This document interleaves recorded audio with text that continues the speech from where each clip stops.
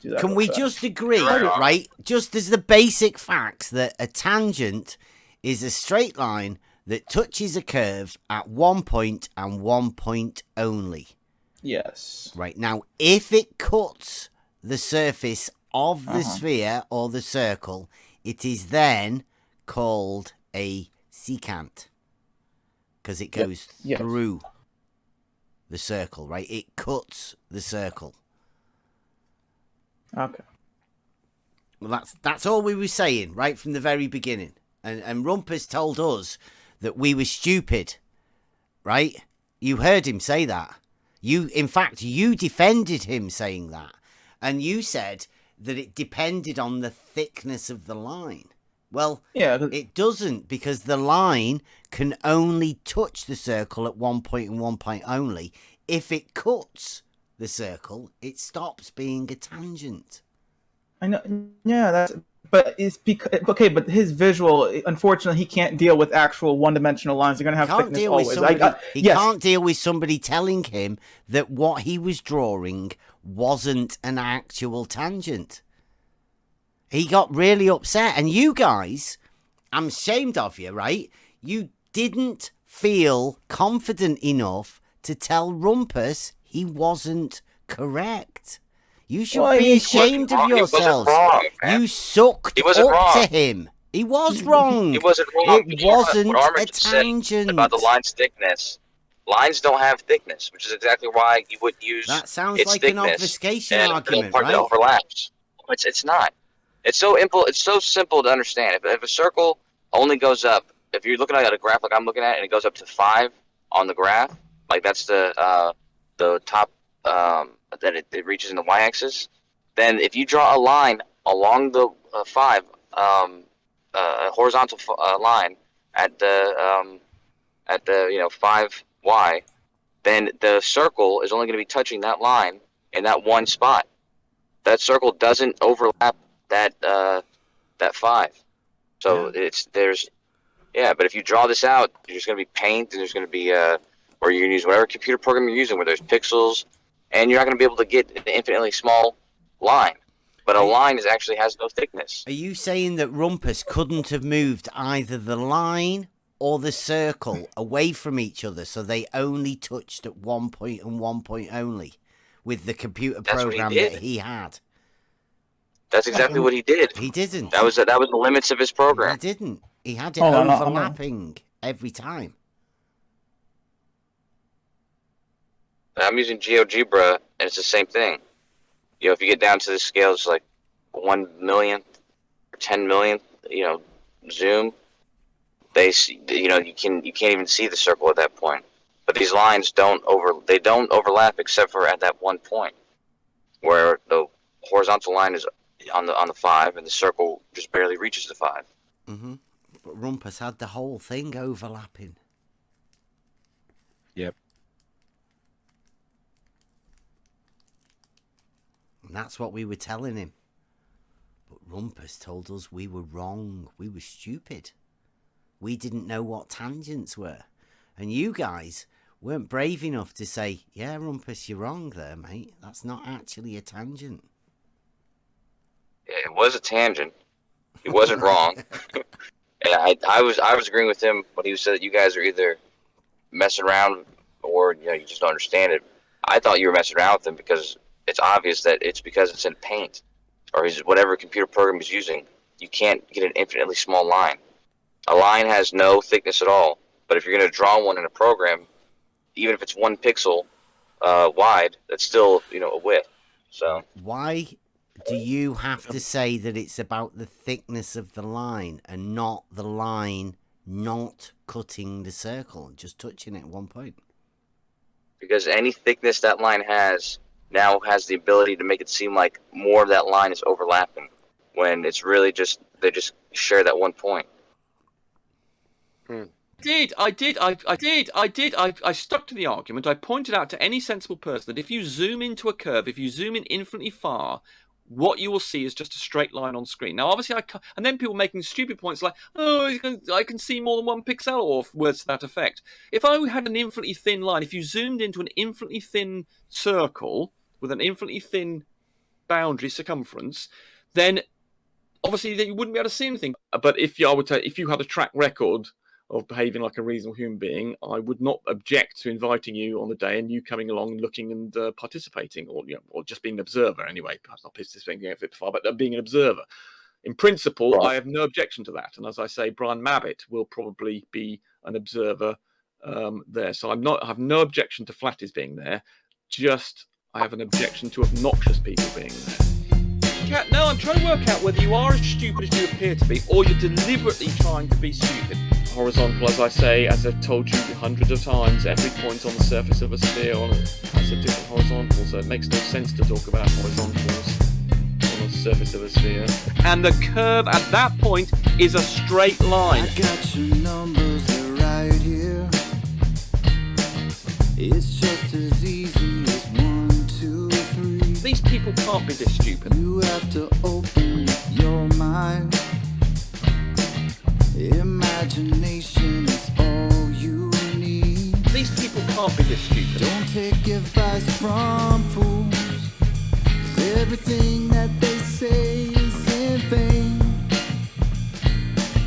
Never take advice from fools. We all know what they do is in vain. Presumably better than people like domesticated primate who, again I would say regard as just objectionable human beings. Why should I cooperate with people who I regard as utterly objectionable, abusive to people, and there's no point in trying to change them. There's no point in trying to be reasonable with them. If you try and be reasonable with them, they're just abusing more. Everything is relative to you. You just have to say it in generalities. Just like those straight lines are curving. These people can't be this stupid. Drive down the road, don't you ever swerve. And I don't know These people can't be this stupid.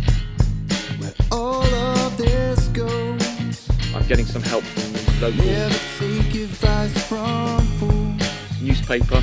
Everything As well. that they say is in vain. Never take advice from fools. These people can't be this stupid. Everything that they do is in vain. I mean, I suppose you could regard that as being honest, but unfortunately what I have found is that obnoxious people are also honest as well about how obnoxious they are, so I'm afraid it's the obnoxious part that I object to particularly. Except that his line is horizontal, which I know you can't cope with things at angles, and that's why I drew mine as an angle rather than just being horizontal. The tangent and the curve are the same thing. I know the game that you're playing. But when people seem to be willfully misunderstanding me, I mean, I it's know my patience. exactly what's on your I know that mind. canals curve. You got your playbook, it's alright. Your model Have you ever dictates done the what robot you thing? will find. No, I'm not intending to do the robot. I don't know Down by water level and you get it. where all of this goes. Don't take Yeah, advice because from fools. exactly. I can't even explain that. But that's, Everything that they say is in vain. If you're going to say a tangent touches, then they have to overlap. Never take advice from fools. These people can't be this stupid. We all know what they do is in vain. That is true. I did say that I wouldn't be doing the full observation that weekend. I didn't say that. I did tell Brian that. It's the same thing. The gradient of the curve and the tangent, by definition, are the same. I like what you had to say about the thickness. Right before you said it, I'm not even joking. I actually was thinking of that, so I appreciate you bringing it up. The tangent being parallel to the surface. Well, it is. You do know what a tangent is, don't you? To a Yeah. circle. Yep. Good. Well, actually, I don't think you do, actually. You've demonstrated many times you don't, but we'll go through it again. Hopefully people know what a tangent to a circle looks like, Yeah. and therefore that is at the point of contact that the tangent and the horizontal are the same thing. So you could say they're both parallel to one another, but the horizontal and tangent are the same thing at a point on the Earth. If you change where you are on the Earth, you get a different tangent and a different horizontal. What about the and that's circle, why- though? Is it a straight line, though? Is the Of course it circle is. parallel to the tangent? is a circle parallel to the tangent. Well, a circle's is a curve. You've got to pick on a point. A tangent, that doesn't really make much sense. You can have a tangent to any point on the curve of a circle. That point, the gradient or the slope of the curve of the circle, if you like, is the same as the tangent by definition. That's how a tangent is defined. It's the gradient of the curve at that one point where the line just touches a circle. So that is a tangent. parallel? And that parallel to what? The surface. Parallel to the tangent. Well, the tangent is defined. It's like, say, asking if something's parallel to itself. What? You don't understand what a tangent is, do you? What he'll do, what the technique is they'll come in, they'll try to propose an answer to one of these unsolvable riddles, and then as soon as you try to object on some point of lunacy that they've made, they make it about, how you're so stupid and you don't understand. And then when anyone else tries to chime in to make it worse, is that you get a triggered flat earther that's like, how does this guy not see that, or whatever the fucking conversation is. And then they try to get in it. And then now you've got two flat earthers against Rumpus. Now he plays the victim. Yeah. And it's just, it's like, but this is what I'm saying. Is like anyone who's still playing along with the charade, you're just airing out and giving them what they want. You don't understand when I say gradient, you don't understand what I mean. You don't understand the basics. The fact you don't understand. I don't understand what Kojo's understand what I just said. You didn't understand what a gradient was. And the fact you don't understand this, that Bev doesn't understand the basics. So you don't understand what you don't understand what gradient means. But of course you don't understand what Kojo's point is. Did you not understand what I said? I mean, my God. Are you that stupid? You don't understand what I mean by gradient. So you don't understand what you don't understand what gradient means. Then. Really, this dense, you don't understand what I'm trying to say. You seem incapable of understanding simple things. You don't understand the basics. So you don't understand what you don't understand what gradient means. Then I think people understand what I mean by the gradient. It's going a slope. It's got a gradient of about 45 degrees here. You don't understand. But of course you don't understand this, so I don't. Right, so Armour understood exactly the point that I was making. You don't understand what a tangent is. It's not my problem if you don't want to learn. You're just on your own. Well, I've explained it in very basics, very precisely, very explicitly, and yet Bev will deliberately attempt to either misunderstand it or his IQ so low he's incapable of understanding. I mean, you don't understand what a tangent is, do you? I mean, you don't understand the basics. Someone who claims to know about geometry, you don't understand the basics. Be misunderstanding, you see. This is the problem with this guy. He doesn't understand that I'm trying, but Bev doesn't understand this because he's a moron. I'm sorry, I'm going to finish up. I can only do that understand the basics, don't you? And clearly Bev doesn't understand it has a gradient. I think most of the panel understand what I mean by the gradient of the curve. You don't. I don't understand what Kojo's point is. The fact that you don't understand this is just unbelievable. You didn't understand what a gradient was, did you? You then had to say, well, what's a gradient? I think most people understand what I'm saying if they're not trying to willfully misunderstand. Don't understand. I don't understand what Kojo's point is. It's not my problem if you don't want to learn. You're just on your own.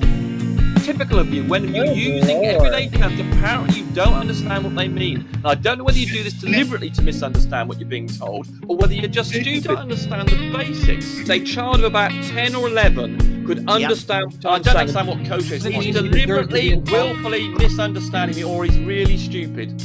And you don't understand that at a tangent point, there is a gradient. You don't understand the basics. No, you don't, because there's a gradient at that point of a tangent. So you don't understand what a tangent is, do you? You don't. You're a moron.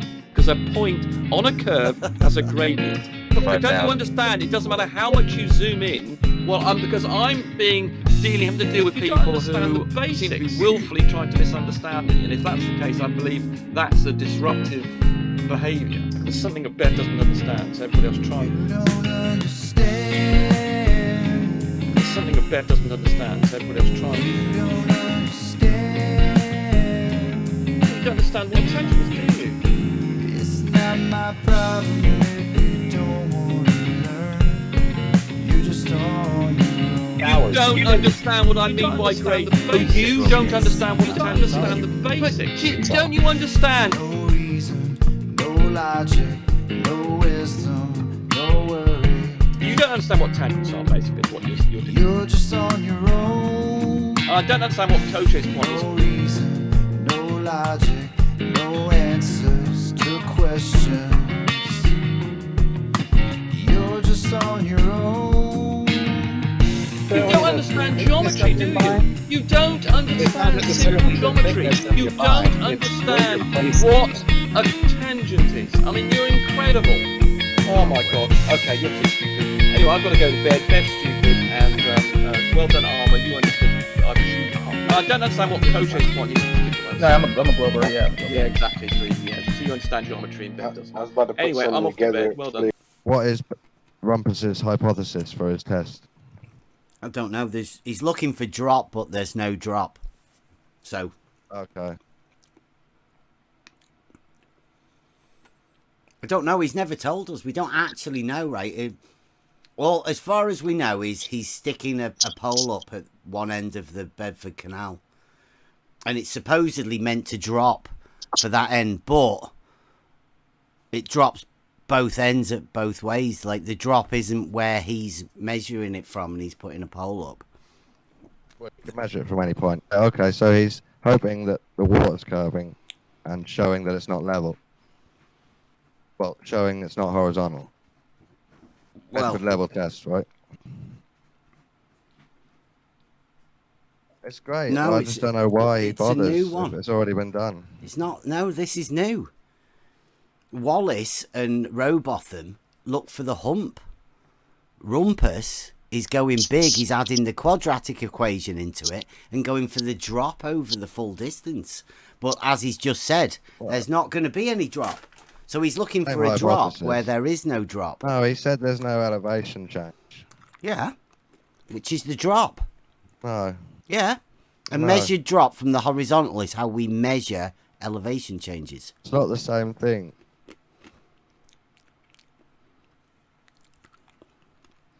So, good old Rumpus trolling the flat earthers again 3 years No, later. he's trolling the Four years Globers. later.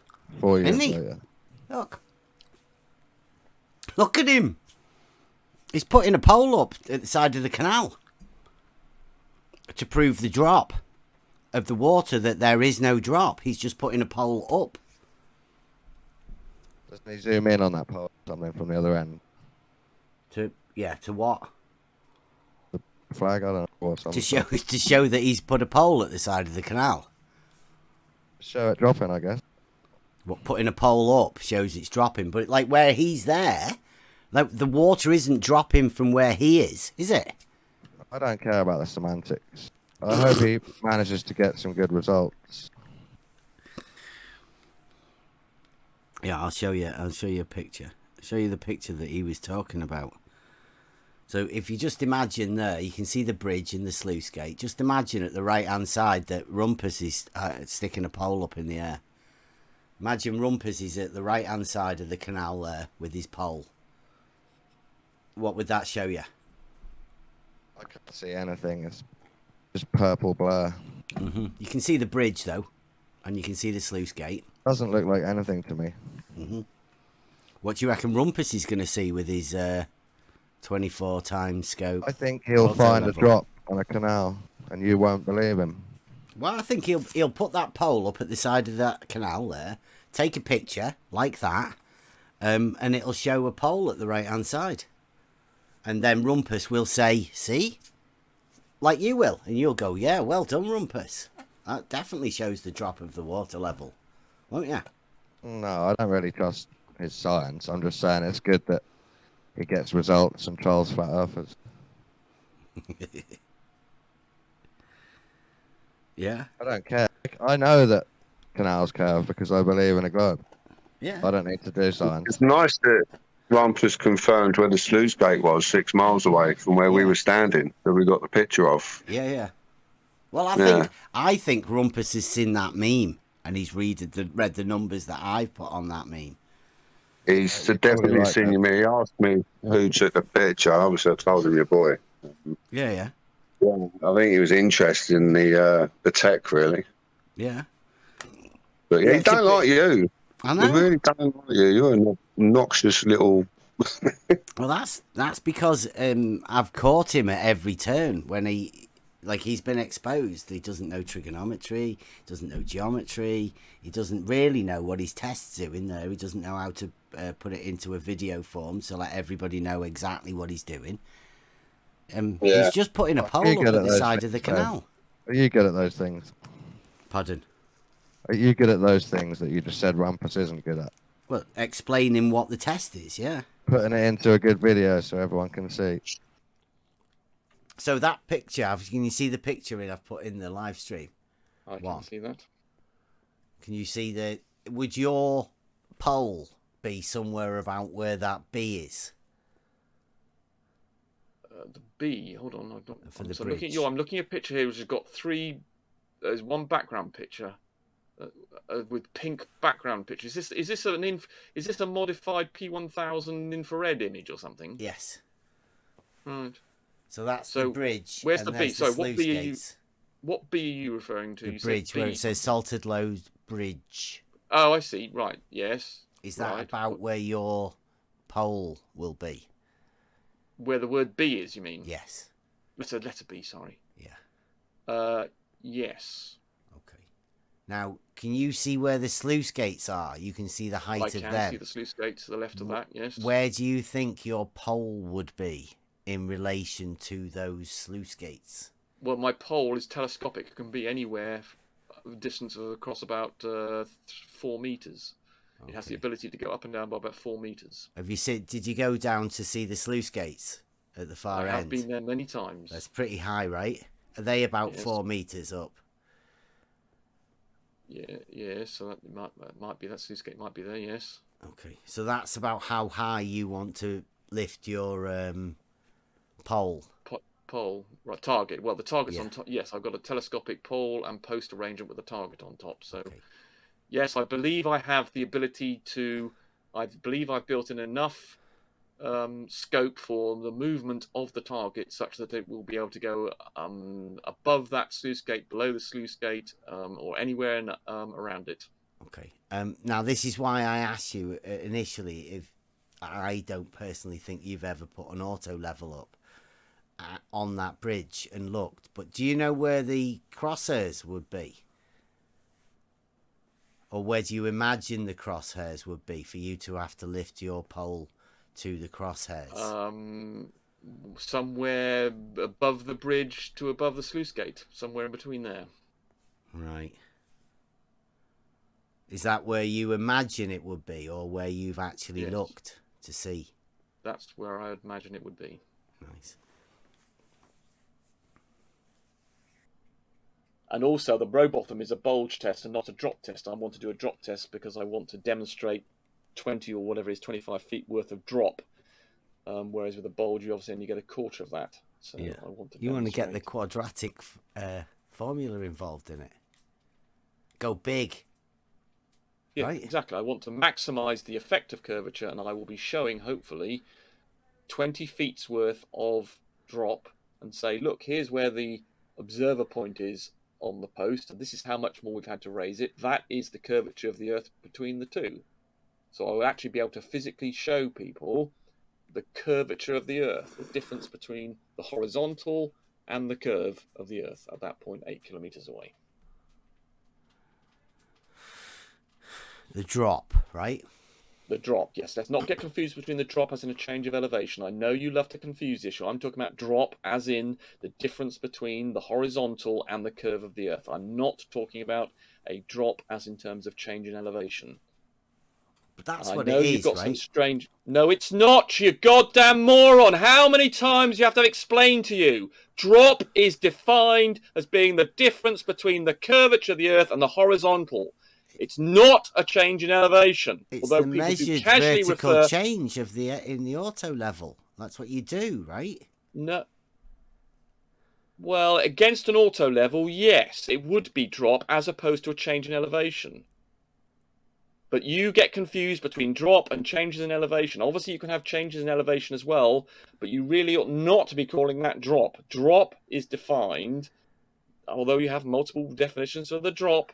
The one that we're referring to, that's the important one, is the difference between horizontal and the curvature. But of course, if you're in an environment where you're only covering about 30, 40 meters, there is no drop according to the curvature of the Earth, because it's only less than a millimeter or something. So therefore, any drop you do have will be not really a drop, but a change in elevation. But of course, you don't understand this, so I'm not going to bother to try and explain it any further, really. But anybody who knows about these issues knows that drop, and which are obviously over something like the distance of 8 kilometers here, is about 20 feet or something. I can't remember the exact number now. Might be slightly more. Have you been planning this, Rumpus?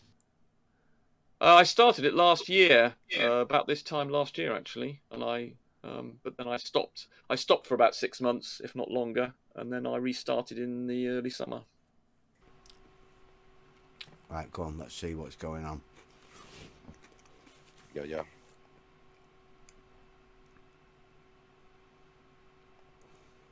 If you show him books, the PDFs on screen of books, he doesn't understand this. So he's fundamentally, I see we seem to have been joined by a number of other people. Yeah, I didn't want to talk about Bev really. It just literally chat to you about the test and stuff. Yes, well, I suppose I'm thinking you're in the Bev group, and therefore, if I were to tell you when we were doing it exactly, then presumably a lot of other people would turn up and potentially have a confrontation or something. No, that would have happened.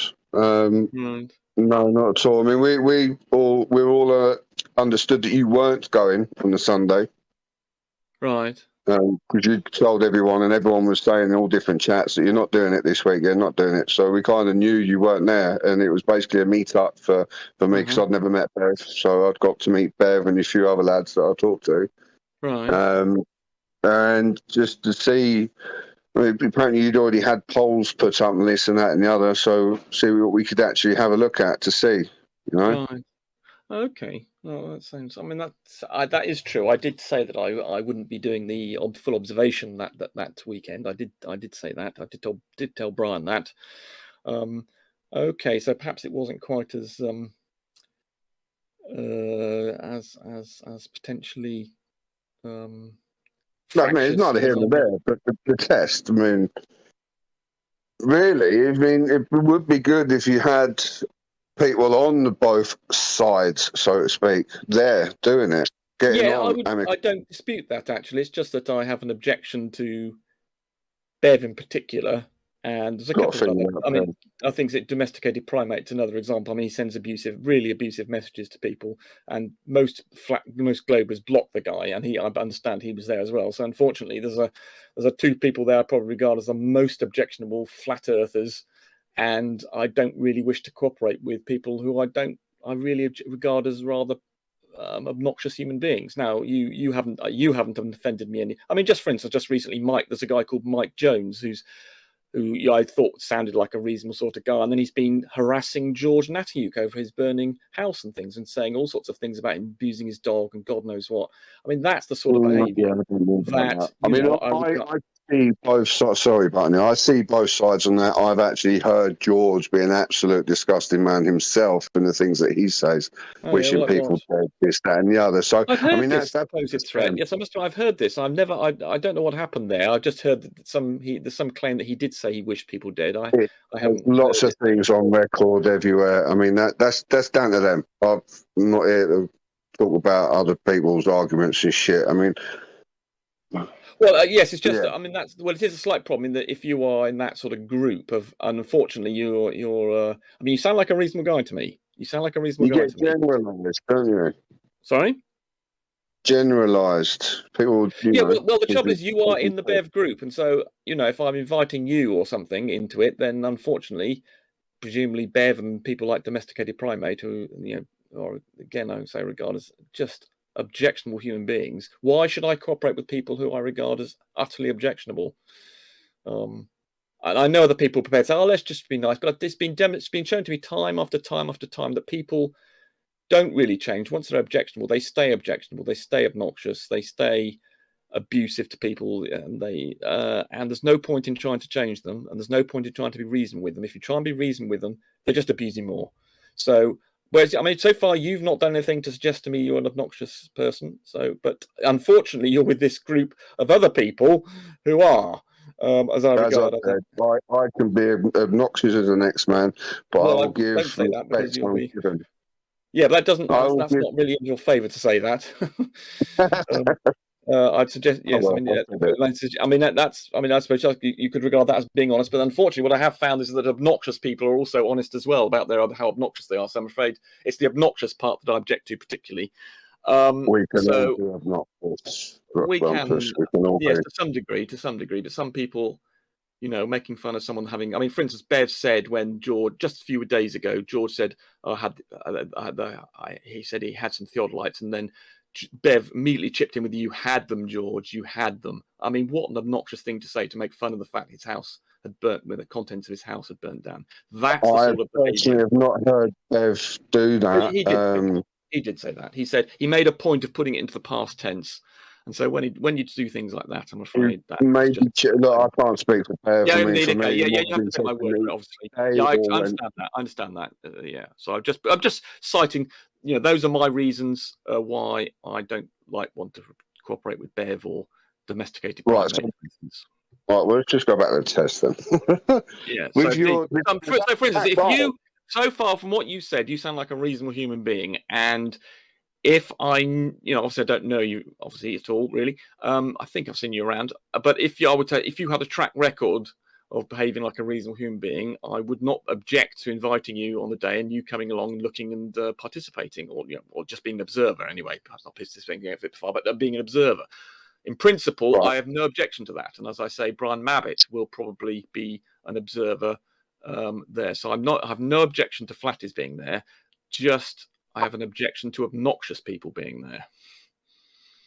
So at the moment, I can't evaluate you only having interacted with you for the first time just now. You sound reasonable, but so the guy from the Skeptics group, does he come down every time you're there? Because he says he's been helping out. Absolutely, yeah. He's been there lots of times with me. As have, I mean, we were 3 people down on what we should have had due to flipping petrol shortages. There should have been 7 of us, and in the end there were just 3. Right, so, okay. That was annoying. WS every now and then. So, cool. So, I mean, the best time for you to do your obs, when do you think that is? I mean, Farmer's Boy reckoned about 5 o'clock it cleared up that day, but we'd gone, so we couldn't do anything like that. So is that going to be the sort of best time? Though I did see that Bev actually managed to get someone managed to get a picture that had a purple haze on it or something down to the sluice gate that day. I don't know whether that was done on that day. So someone managed to get a picture of the sluice gate. That was probably infrared camera. Right. Who took that? Well, P1000. I think Bev's son takes them. Oh, right.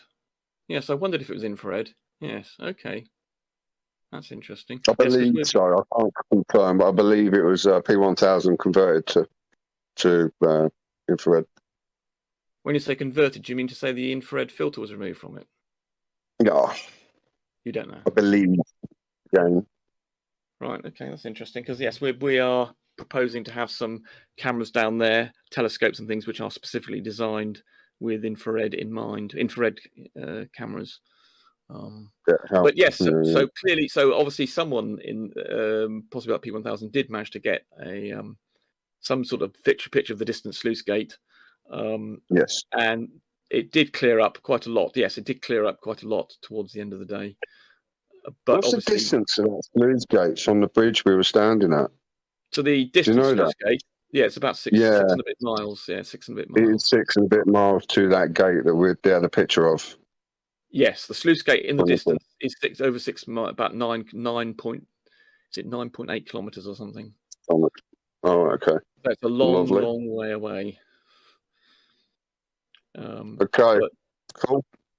So as for when I'm doing it, I don't know for sure at the moment. There are some other factors that are affecting whether I can do it, as well as the weather. Is it just weekend you can get down there? Sorry, butting in. Is it just weekends you can get down there? Days, but I want to. But for the purpose of the live stream, if I want to get an audience of people looking at it, and then because the idea is this is a live stream, we'll be raising them live, and we'll have people at all the posts live, and then people who want to make a comment in the live stream can say, I don't know, you're not doing this or you're doing that wrong or something, and then we can respond. And obviously, if I want to maximize the number of people who can do that, including the Americans and things, then a weekend is probably the best time to do that. So that's the idea, to maximize the audience participation live, and so to do that, a weekend is probably ideal. Though we can do it another day, but probably it will be a weekend. Yeah, get yourself set up, ready, and closed.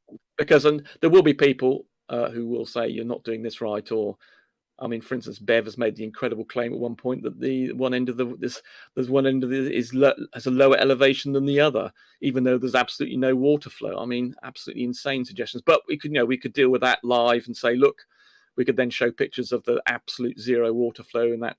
It's actually technically a drain, even though it's called a river and it looks like a canal. It's actually a drain. And the sluice gates at either end, and normally there is no water movement at all. That means that the levels at each end have to be same. So that'd be the sort of thing that people might claim. So that's the sort of thing we'd want to respond to live, and then demonstrate that one end is not. For a start, the water level there is only, I think it's 1.5 meters high at the the end anyway. There is no room to drop by 20 odd feet at the other end, otherwise you'd be underneath the sea. So that sort of thing. That's the reason why the weekend anyway is selected, to maximize the audience participation, as well as being convenient, obviously, for people who are, because it's going to take about 8 people to at least to do it all. So getting them all together at the weekend is slightly easier than during the week. Definitely, yeah, working and stuff. All right. Indeed. Well, yeah. Indeed. So I'm afraid I'm not going to give you a date, partly because I don't know it at the moment. No worries.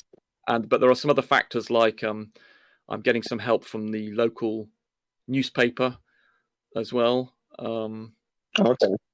So I'm getting some local help as well, and that might affect things. So I'm afraid I'm not going to give you a date, and partly, as I say, because I don't actually know it. Okay, doke. Okay. No worries. Well, cheers for the chat. Rightio. Bye. Cheers. Oh, it's fucked up. Know what his hypothesis is? Go on. Sorry, Tom. What is Rumpus's hypothesis for his test? I don't know. He's looking for drop, but there's no drop. So. Okay. I don't know. He's never told us. We don't actually know, right? Well, as far as we know, he's sticking a pole up at one end of the Bedford Canal. And it's supposedly meant to drop for that end, but it drops both ends at both ways. Like, the drop isn't where he's measuring it from and he's putting a pole up. Well, you can measure it from any point. Okay, so he's hoping that the water's curving and showing that it's not level. Well, showing it's not horizontal. Bedford level test, right? It's great. No, I just don't know why he bothers. It's a new one. It's already been done. It's not. No, this is new. Wallace and Robotham look for the hump. Rumpus is going big. He's adding the quadratic equation into it and going for the drop over the full distance. But as he's just said, there's not going to be any drop. So he's looking for a drop where there is no drop. No, he said there's no elevation change. Yeah, which is the drop. No. Yeah. A measured drop from the horizontal is how we measure elevation changes. It's not the same thing.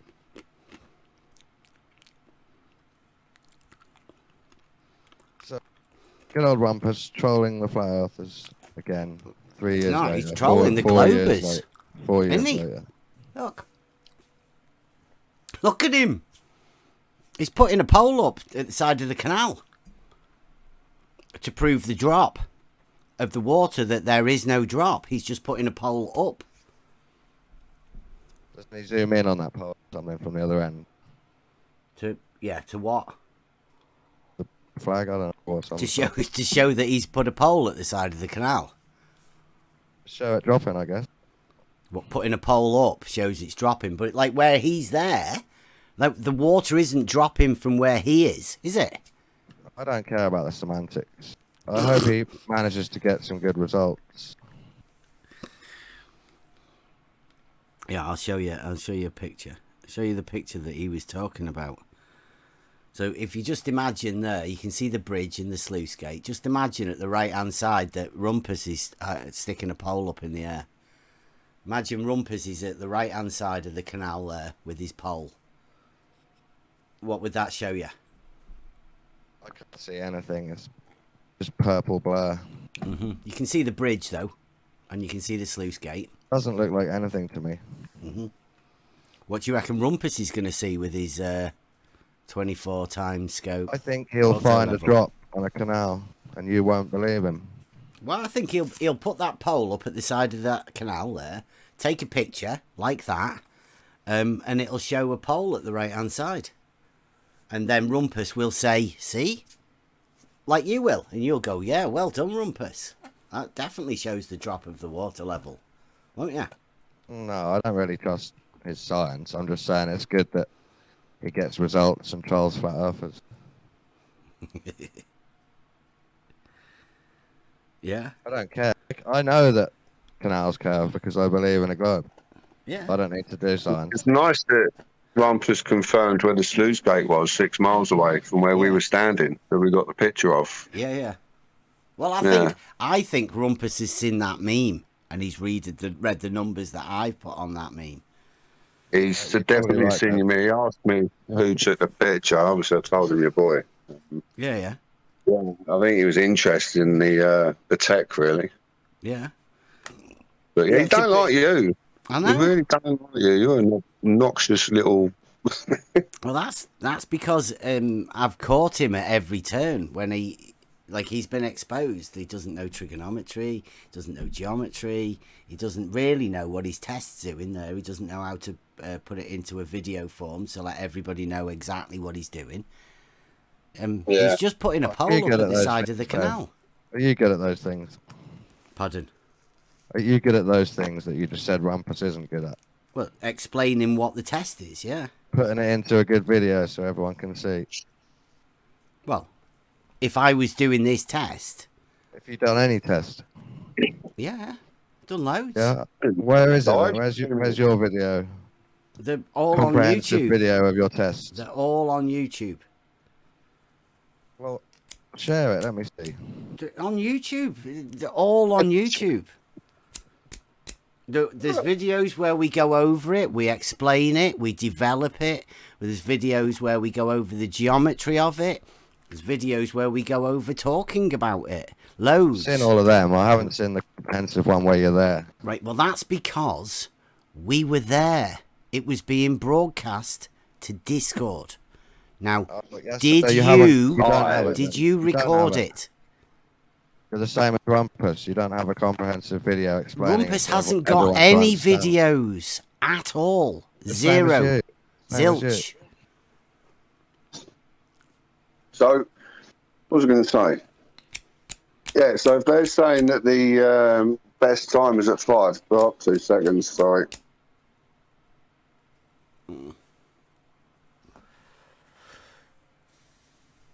Pretty late in the day for putting all of those posts up and everything. But it gives them a chance to put all the posts up and do all of that.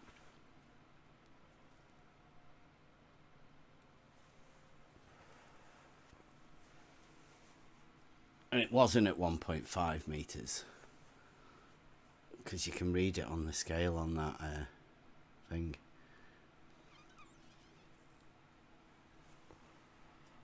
Have you ever been there, Dawn? Have you ever been to Bedford? Well, Nah. the Fens. I've been to the Fens. I've driven through. It's not many features round there, is there? No, not much elevation, Shane. Maybe a slight curve.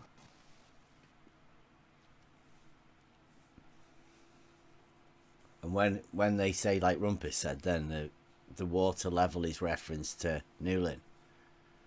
at 1 point something meters. That's because it's low lying, isn't it? I don't know. That's why they have to drain it. Fascinating. And you have to stop that river from getting in at that top end. That's why those sluice gates are there. It's fascinating, isn't it, canals? Well, really deep subject. They're not canals, are they? Like Rumpus said, the drainage ditches for that area. So they can use it for land, for agriculture and stuff. Just ditch then. It's a drainage, yeah, they call it. Even less interesting than a canal. More interesting for Rumpus to measure the drop, though, of it. Well, only he's from mad one like side, you. though, apparently.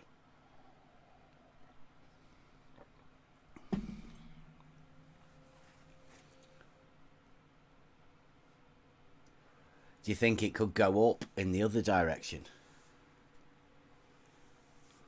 Or do you reckon he's not checking it?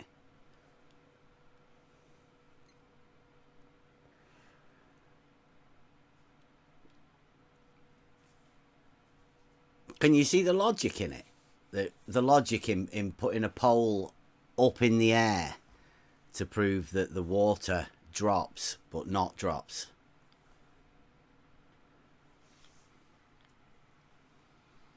Because if you imagine that's like a big measuring rod, then you would call that like a measured drop, wouldn't you?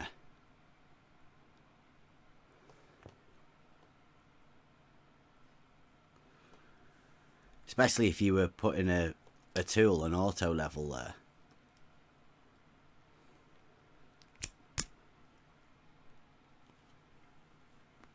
But you wouldn't want to call that an elevation drop, like, would you? Like Rumpus said.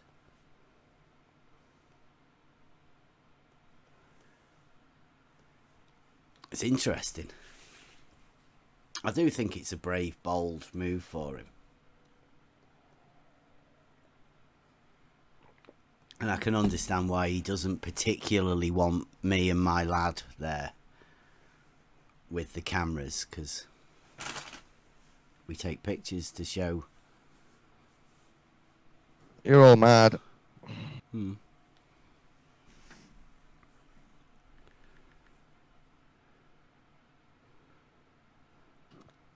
It's psychopaths running the world and enslaving humanity, and you're measuring ditches. Just taking pictures. So not even measuring ditches, just photographing ditches. Yeah, that one there. See that? That's an auto level looking. Pathetic. Down that canal. Can you see it? See how similar they look? Just imagine Rumpus down there with his holding his pole up.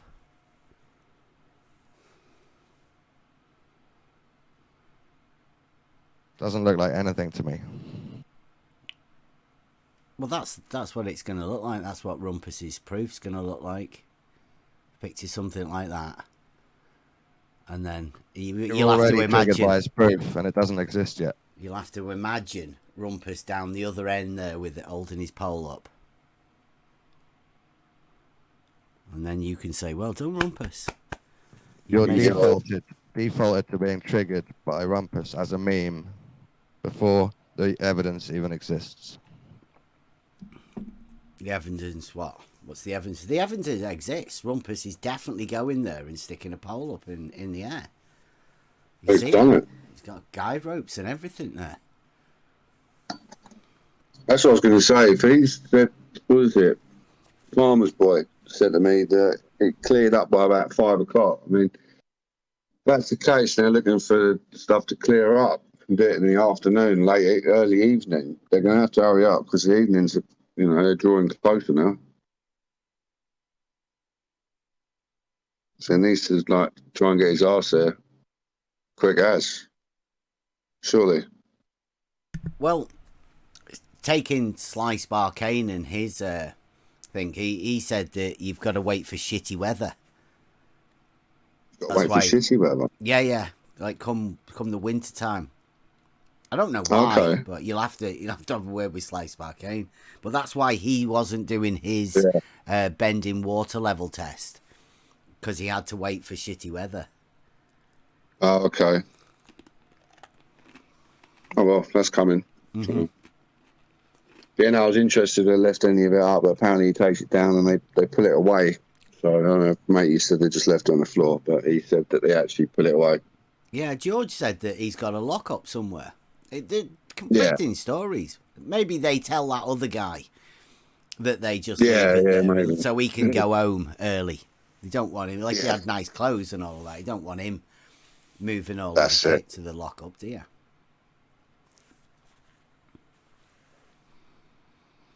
Cool. It's interesting anyway, that he where are doesn't we? want me there, right? Because, I mean, I don't know what I've done. I mean, what's up with the photography? And that's perhaps why he just ran away, right? Because he doesn't being obnoxious, right? He doesn't like the way I am.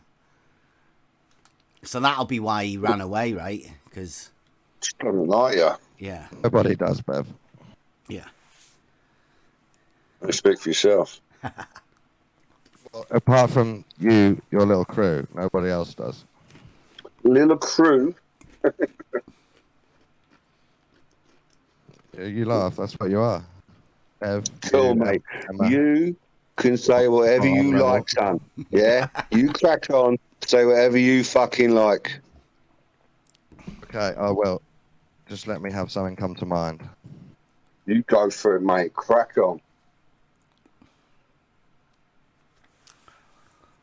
Have you not gone over to Geo's, the new server? John? Prove you measured a ditch, or I won't believe you. Wow. Where's the measurement? What measurement do you want? I need proof, video proof, that you've measured a ditch in any type of way, or I won't believe you.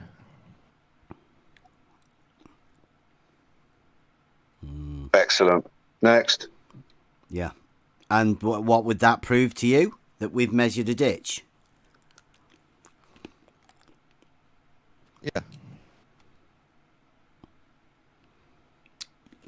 There we go. How's that one? Where are we anyway? Brandon's server. Oh, yeah. You see that? He's holding a measuring rod to the ditch. Who's that? That's a measuring rod at the ditch. Who is it? Why? Does it matter? Yeah, I'm trying to get you to prove that it's you. I've took the picture, dickhead. Who's in the picture? See the measuring rod? I see a camera. Is that a camera? Yeah, that's a camera on a tripod. And then there's a guy holding a measuring rod to the ditch. Right. Look through. I'll take your word You for can it. see I'll it's take a your word measuring for it. rod. Look, this is a photo you Word took. for it. Take your word for it. This is He's a not photo looking. you took. Just And have a look at it. Like, You can have a look at it for you're yourself, measuring Don. a ditch. So, I believe you measured a ditch now. That's the bridge. That's the Salters Low Bridge, the one that's in the picture, the other picture, from 6 miles away that we took a picture of.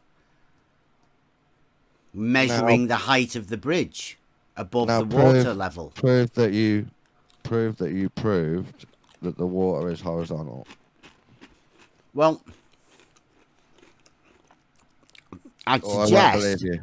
that this is Rumpus's test, right? This is just stuff that we did one day when we went down there. Now, you've already seen more pictures that from us than you have from Rumpus. Have you proved Isn't that weird? Have you proved Seeing as we only went down there for the one day, and Rumpus has been going down there for weeks, months. If you don't prove that you've proved it's horizontal, I just simply won't believe you. You can believe whatever you want, Don. Completely fine to do that.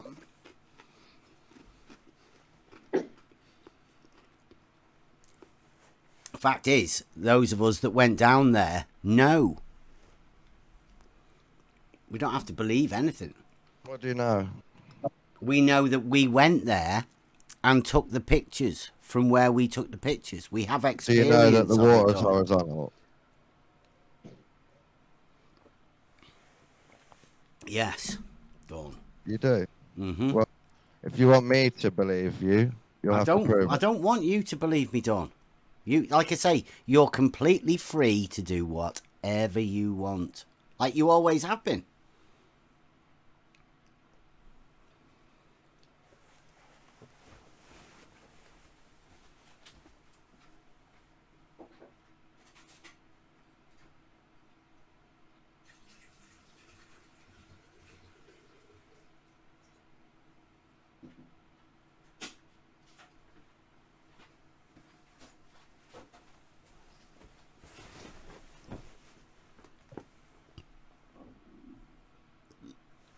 So did Rumpus want to talk to you about it, Bloods, or?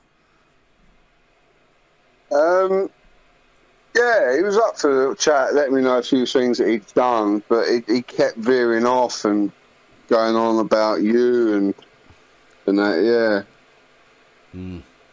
But yeah, he was all right. He may give me a shout in the future if, he needs an extra man, because he said he was supposed to have like 7 or 8 people, because when they do it properly, they want obviously a person at each thing. So maybe he might call me for backup or whatever. But as I said to him, surely you'd want people from both sides, Yeah, you so want the to speak. cameras there, right? You want the cameras, yeah. Everyone doing their bit. That's my opinion. Yeah.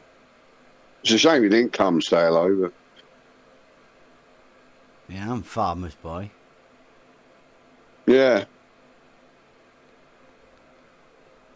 But I mean, you're gonna do a test like that, just you might as well be open about it. Well, if it is in the public, right? I mean, you Yeah, can't exactly. really tell which other members of the public just because you don't like them.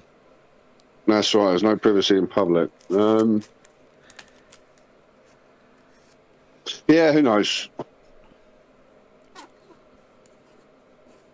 But I mean, that sluice gate 6 miles away, though. It's mad. Water going under the bridge.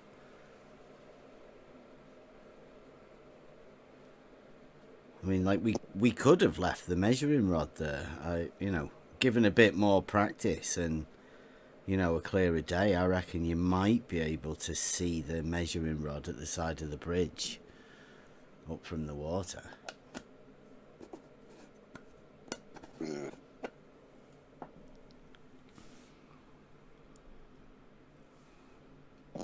Well, again, I don't know how you'd measure a drop. But, don't know.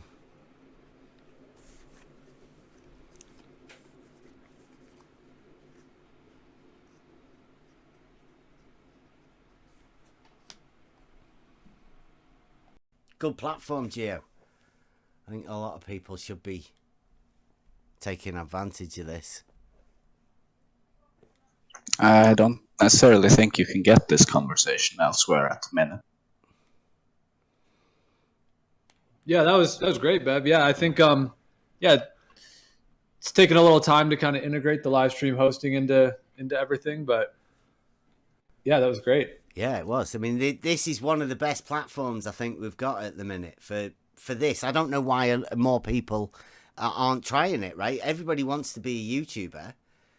This is your chance, right? Come in, do a show, something weekly or whatever. I mean, it doesn't really matter. Let's get some action going. Bring some debates. Let's get something going. Exactly. Yeah. So the goal will be that this live stream 1 will be the hosted live stream, and then the other 2 will be, open discussions. And then anyone that has like a full live stream host role, can obviously coordinate with the other live stream hosts as to when they're going to host, just so that it's not overlapping. And then, they can host. And then there's also a temporary live stream host role. So anyone that would like to host can let me know and we can schedule it. And I mean, it doesn't have to be scheduled way ahead of time. It can be done somewhat in the moment. The idea would be that even if a live stream host isn't, currently hosting, that we could still, be able to fill the space and give everyone else a chance to be able to host as well. And then, so when you host, if you have the temporary live stream host role, you'll be able to server mute people as needed. And it's not really the same. Like the format's a little bit different. So when you're hosting, you are allowed to mute people because you're essentially hosting and you're curating, the content for the audience. And so, sort of at your discretion, you're able to. So it's different than, just an open discussion in that way. And that way it gives the host the ability to kind of, to, guide the conversation as needed and to be able to kind of keep it on topic or to bring people in that they want to bring in, to respond and so on. So, and then also just the last part of it, I can also make a shorter YouTube video clips. So let's say somebody wants to host for a 2-hour period, I can start the video right then, do it, so that YouTube video will be just the 2 hours of when you're hosting. And then you can let me know, a title for it. So that way it'll be a easily kind of, shareable video. That'll be a shorter video instead of the long, 12-hour videos as we, currently are doing.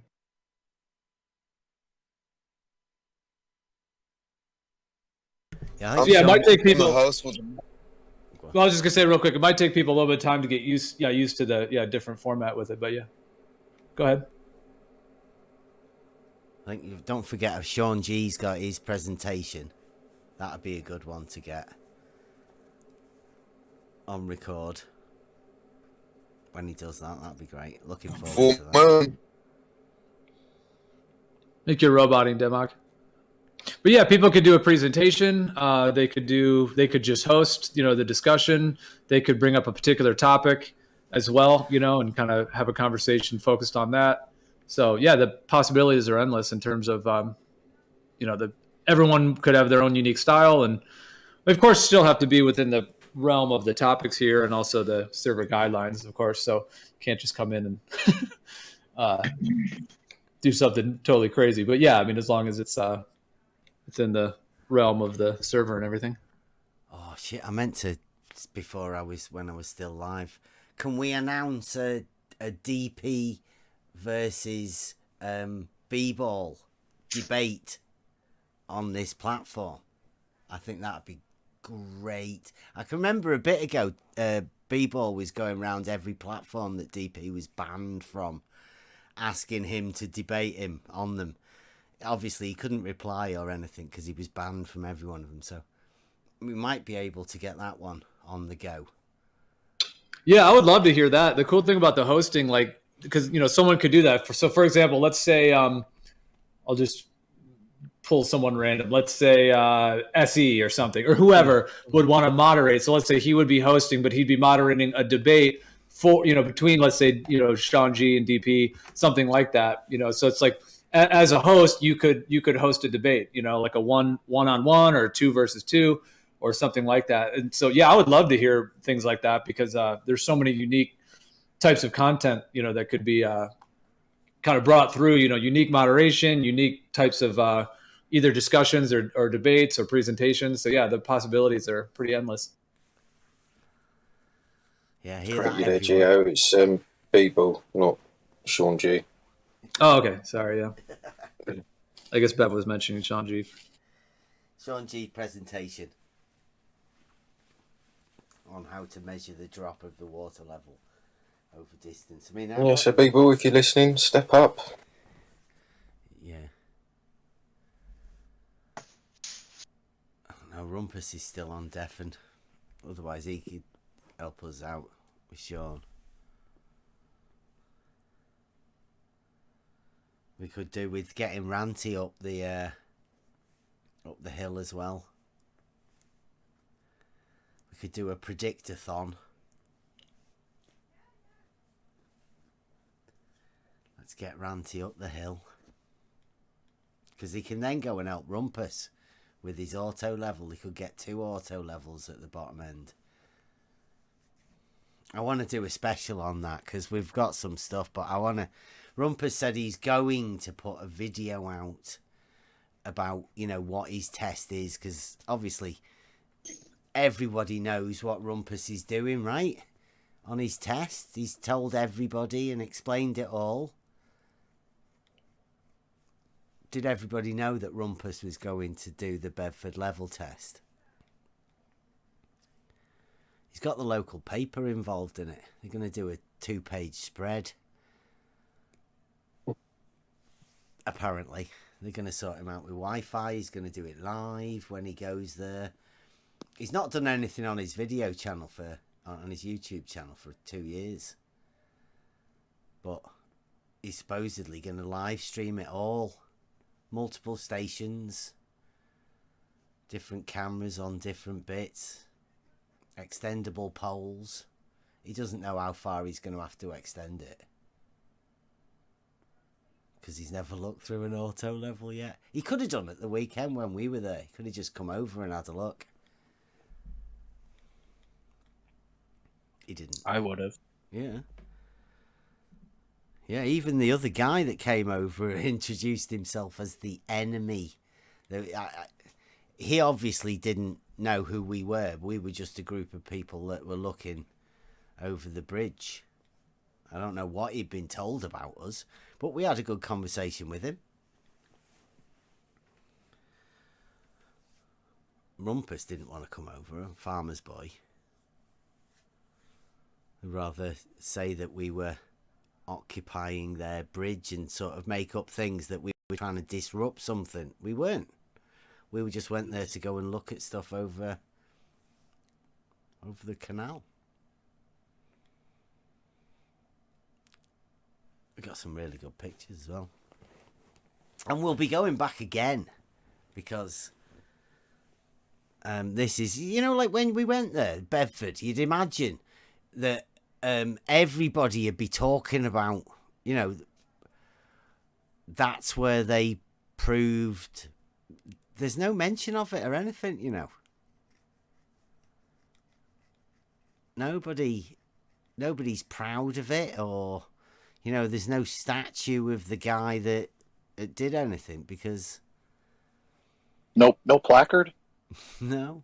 To read about it, like a historical monument placard? We have those everywhere here. There was barely mention of it in the pub. There was no mention of it. There was more about the ice skating that used to go on when it froze over, the speed skating.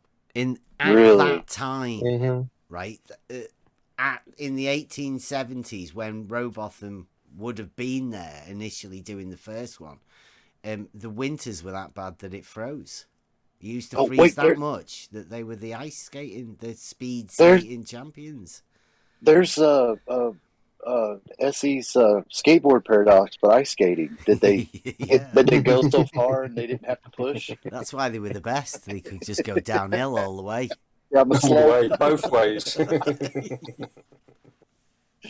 Always downhill. That's why Rumpus is going for the slope, right? Everyone else was going on for looking for the hump. They were struggling to go over, but everyone at Bedford just straight down the hill. Both ways, yeah. Yeah, it makes sense. I mean, it's ridiculous. Somebody that's not going for the hump that obviously isn't there, but expecting to find a quadratic equation built into the water. It's impossible. But Sean G's going to help them with the slope, right? I suppose you might be able to take out the quadratic equation part of it if you just turn it into a slope. Turn it into a linear angle. Yeah. Yeah, different angles. Somebody mentioned of something about that earlier. The different angles of the horizontals. I think it might have been Druss. It didn't last too long. It's the cone earth. I didn't understand. Was he actually saying the sides of the triangle were horizontals? I think so. I wouldn't follow. That was pretty embarrassing, that, wasn't it? That was bad. That needs a clip. I've got that recorded, yeah. Well, it's on the live stream, but I might have to go back and get that special. That needs to go on. Radiuses of squares too. That's a fucking new one. That's a classic. Oh, no. Tangent point is parallel Oh, to that the was surface. genius. That's the first I've ever heard of parallel points. But the point is where the tangent touches, so it's like a single point that's parallel to itself. The tangent. Yeah, I suppose they're queuing it up for because we did have the tangent to a straight line, right? The great circle is that great, it's a straight line. But then when you put a tangent to it, the tangent's a straight line. So that's supposedly two parallel straight lines on top of each other.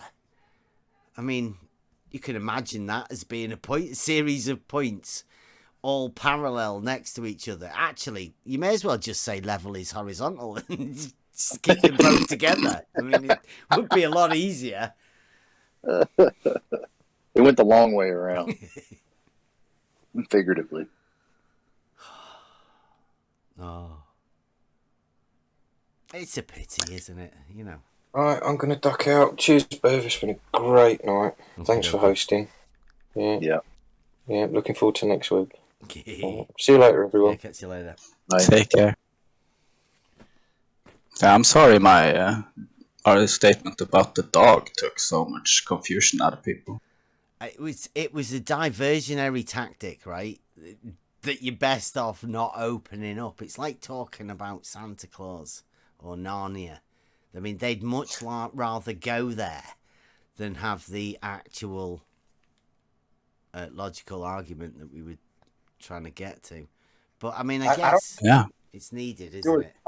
It just went. It was like you were talking logic, and the next thing you know, it's triangulation. Then it's not straight, and it was like so far. And they were like, and then after like 20 minutes, they're like, "Wait, why are we talking about this?" And then it was like, "Well, because somebody mentioned triangulation," and then from there, shit show.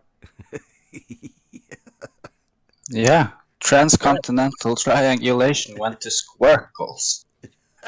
Squircles. Then from spherical to the radius of a square, then to the circumference, and it's just like, wow, we were doing triangulation, and now we're on the radius of a square. The best thing was when Bev said you just made that shit up, Googled it, and realized it was on Google. Now you're still going. You're going to double down on it. Yeah. It's not mine. It's real. It's on Wiki. Sorry to interrupt. Someone just sent me a message. I realise I'm unmuted now. Someone asked me to explain something to do with that image. I don't know if was it unicorn laser eyes? Sorry if I've disrupted the conversation you're having. Oh no! Yeah. I mean, have you looked through an auto level from that bridge? We have yet to do a proper full observation of the whole thing. Okay, but have you set up an auto level at the bridge so you've got a rough estimate as to how high you have to lift your pole? We have put auto levels up there, but we've not done fully so in conjunction with having the target up. Oh. Okay, so where would you put the target? Well, that's the idea. The targets are telescopic. They can go up to a variety of heights. Okay. Let me see if I've got a picture. Over a distance of... They can go up and down by about... is it 3 meters or 4 meters? I can't remember now what the distance they can cover. It's quite a big... Well, Rumpus, if you'd like to... I think you were muted maybe when I said this before, but this channel is a live stream hosted live stream, so... people that have the live stream host role can host anytime, but then anyone else can also host. There's a role called the temporary live stream host role. So I can give that to people, for an hour, 2 hours, however long they want to host for. So if you want to basically host, you'll be able to server mute people as you need to, or as you want to, during that time. And then you can, present your findings or, moderate a debate or carry on a discussion or do a presentation. So if you'd like to, I may make a presentation just prior to making the observation, or perhaps one afterwards, so that people could ask me questions. I may take you up on that. I will be doing presentations on other channels, but this would be another forum for the sort of being asked questions. Possibly has a different audience than the other ones I'm intending to make presentations on, so that might be of merit to do that. So okay, I might take you up on that. Who am I speaking to? Is this Geo or who am I speaking to? Yeah. Okay. I may take you up on that. I may do it before the observation, or I may do it afterwards, and so people can ask me questions. So of course the idea is with my observation being live, is that people can challenge me while the observation is going on and say, I don't know, you haven't allowed for this or something, and then in theory we could either respond immediately, or we could even do something while the observation is taking place to answer questions. But yes, I'd still think it would still be that obviously not everyone's going to be watching live, so yes, I could have a sort of presentation with questions or something. Okay, I might take up on that, Joe.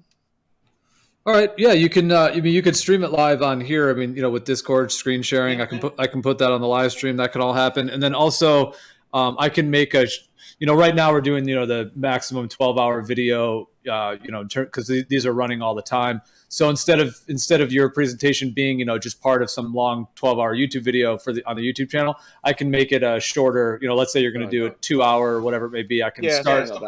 Yeah. Okay. Make a shorter video, but then also subject, right?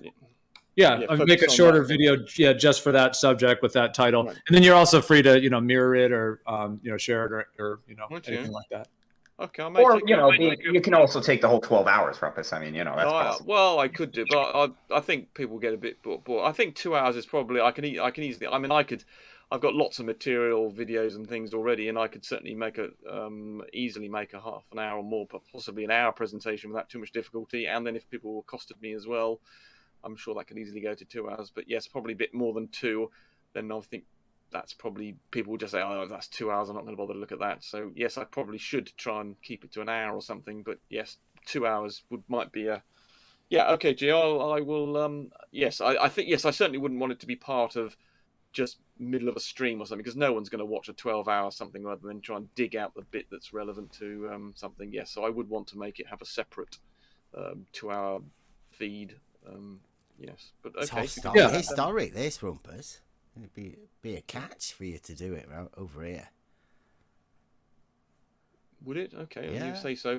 I'm not convinced by that, but we've done all of this. We've done the presentations and all of that. Discord's your best bet for. Hey, I will putting the cameras I will say together. This, Rumpus. I was on the other end of Bev doing it, and this server Geo's got you stream 1080p. So if you were to do it live, this is a great platform. Sounds good. You can stream 1080. It's pretty neat. Well, my live presentation when it's happening, hopefully will be at 1080p. So to YouTube, the live thing.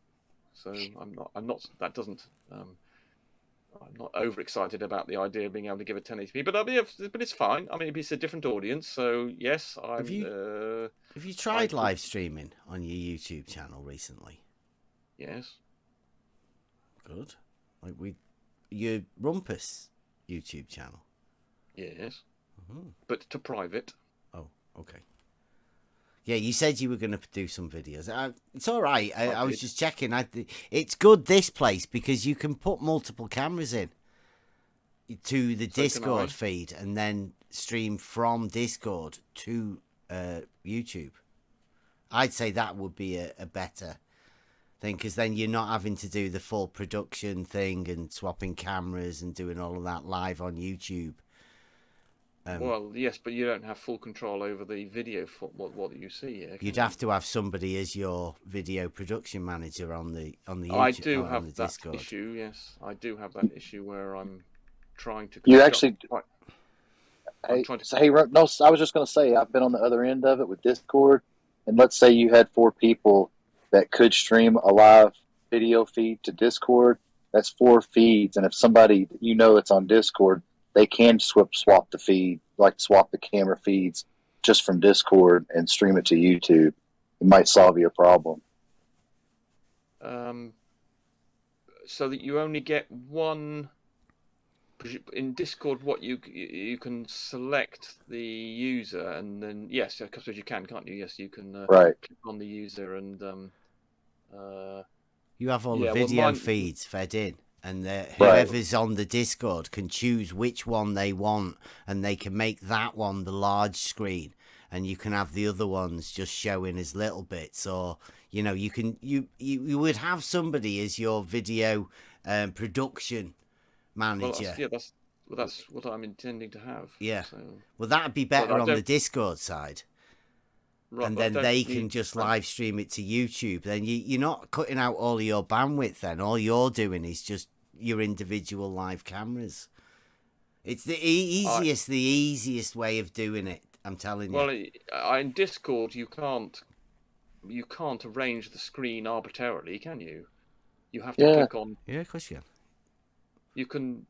You couldn't do if you've got four. Say if you've got 4 people in a chat, for instance, and they're all showing a streaming, you can't rearrange the screen inside Discord, surely, to have one big one and 3 small ones and capture them as you. Yeah, you can do that. Yeah, we've done it. We've done it. Yeah, we've already tested all this sort of stuff, Rumpus. The Discord is definitely the best platform, and this one here that Geo's set up is fully boosted. So this will be the best you'll get, sound and video, and like the easiest way of having all of the feeds coming into one. Although you'll struggle to get all of your feeds running on that canal bank. We lost it 200 meters in. It's terrible. Yes, the reception there is awful. Yeah. You have to get him to send a few more satellites over. It might be the lack of hills or something. I don't know. Yes, it's very strange why that place is so bad for reception. It really is. And it's awful, yes.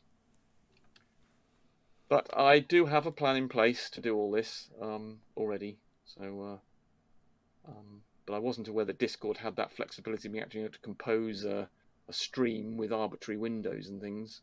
You'll have to try it out, Rumpus. Get down there and try a few cameras, but you'll have to have somebody on this end live streaming it, right? To the YouTube and recording it. That's the plan. You won't be able to do it from where you are, so you'll have to have somebody. You'd be surprised what I'm capable of doing, what I've set up to achieve what I want to do. Wow. Cool. So that picture, can you see the picture I've put in the live stream? I can see that. Can you see would your pole be somewhere about where that B is? The B, hold on. I'm looking at a picture here which has got 3.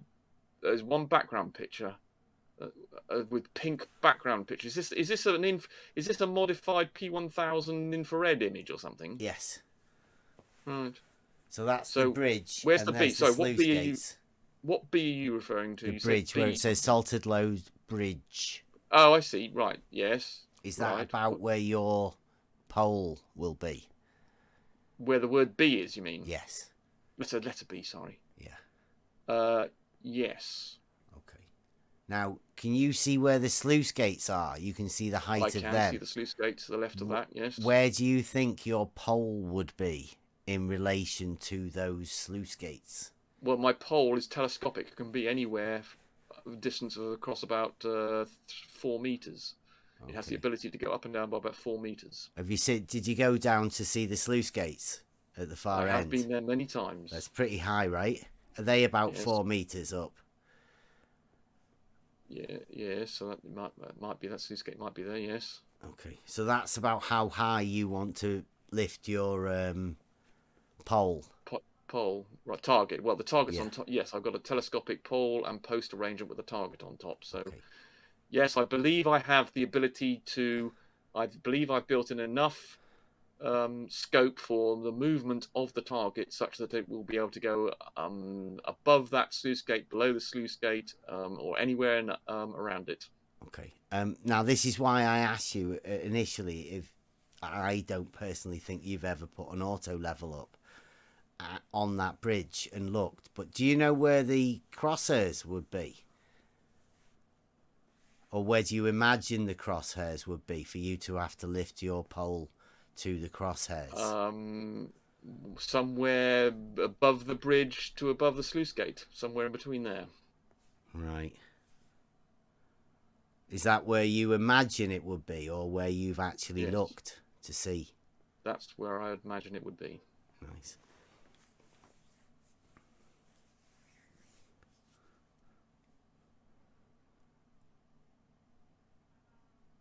So you've modified a P1000 to do infrared to increase your to see through the mist, have you? It's not to see through the mist. It's just to. What? Well, okay, for extra clarity. Well, why have you done it then if you haven't done it to see increase the clarity? My son's at long range photography. He's after the record, the UK record. Right, so he has done it to increase clarity, just to see further.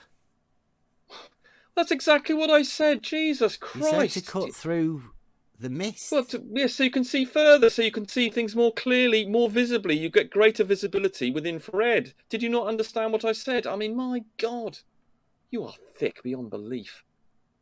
Let's put it in words of a couple of syllables. He has changed, he has removed the infrared filter on the camera such that he has greater visibility and therefore can see further and make things out that are further away. Do you understand what I just said? Yeah, it wasn't my son that did it. Oh, Jesus Christ. Whoever then. Yeah. Doesn't matter. You see, this again, this is what makes you obnoxious, an obnoxious dickhead. You see, you deflect from the issue and you love to get a little jibe in on a deflecting issue that's got nothing to do with the issue under discussion, just as you were going on about barometers, as though as though the barometer type is in any way relevant to the discussion we were having. You seem incapable of understanding simple things and focusing on a point, or whether you do it deliberately, I don't know. You just... So yes, so the modification has been made such that he gets increased clarity and visibility of distant objects. Right, Jesus Christ. Yeah, but it's a very simple question. Blood's the guy that you took, you took a shine to, your mate, Blood's. He hasn't got an infrared one, and he saw it. And actually, DP's got a P900, and he's got a picture of the bridge as well. His isn't infrareded either. Right, well, the visibility on the day you went there was awful until about 3 or 4 o'clock in the afternoon.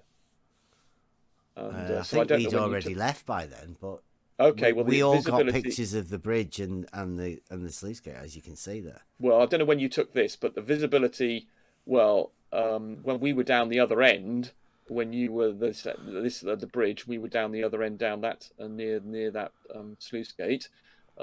We couldn't make out the bridge at all, so the visibility was dreadful until about 3 p.m.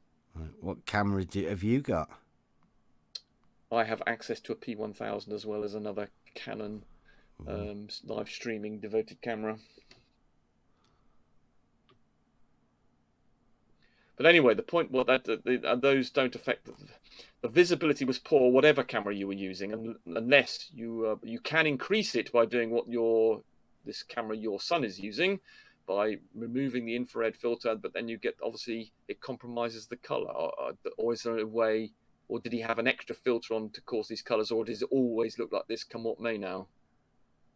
Yeah, you can do loads post-processing, but that's just sort of... So this is a post-processing effect. It's not the result of the infrared filter being removed. No. That is what it comes like, standard, without any filters on it now. Because it's an that's what I was asking. Camera. I asked you if this is now that. Well, I didn't quite use the word default, but I try and make it. I've got to make things so simple for you, it's ridiculous. So this is now, because the filter's been removed. This is what the default state, the default image is now on that camera. Yes. Right. So you can do post-processing. Well, obviously you can post-process. You can post-process anything. You could post-process a bloody brownie camera, but I was interested in the default image that it generates. Obviously you could post-process anything.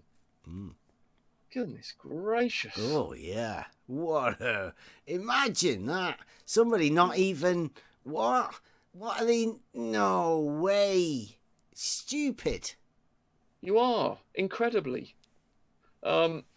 Right, so you've made that modification for the purpose, or someone has made the modification for the purposes of increasing clarity and visibility. Yeah, for my son, he wanted an infrared P1000. Right. Yeah.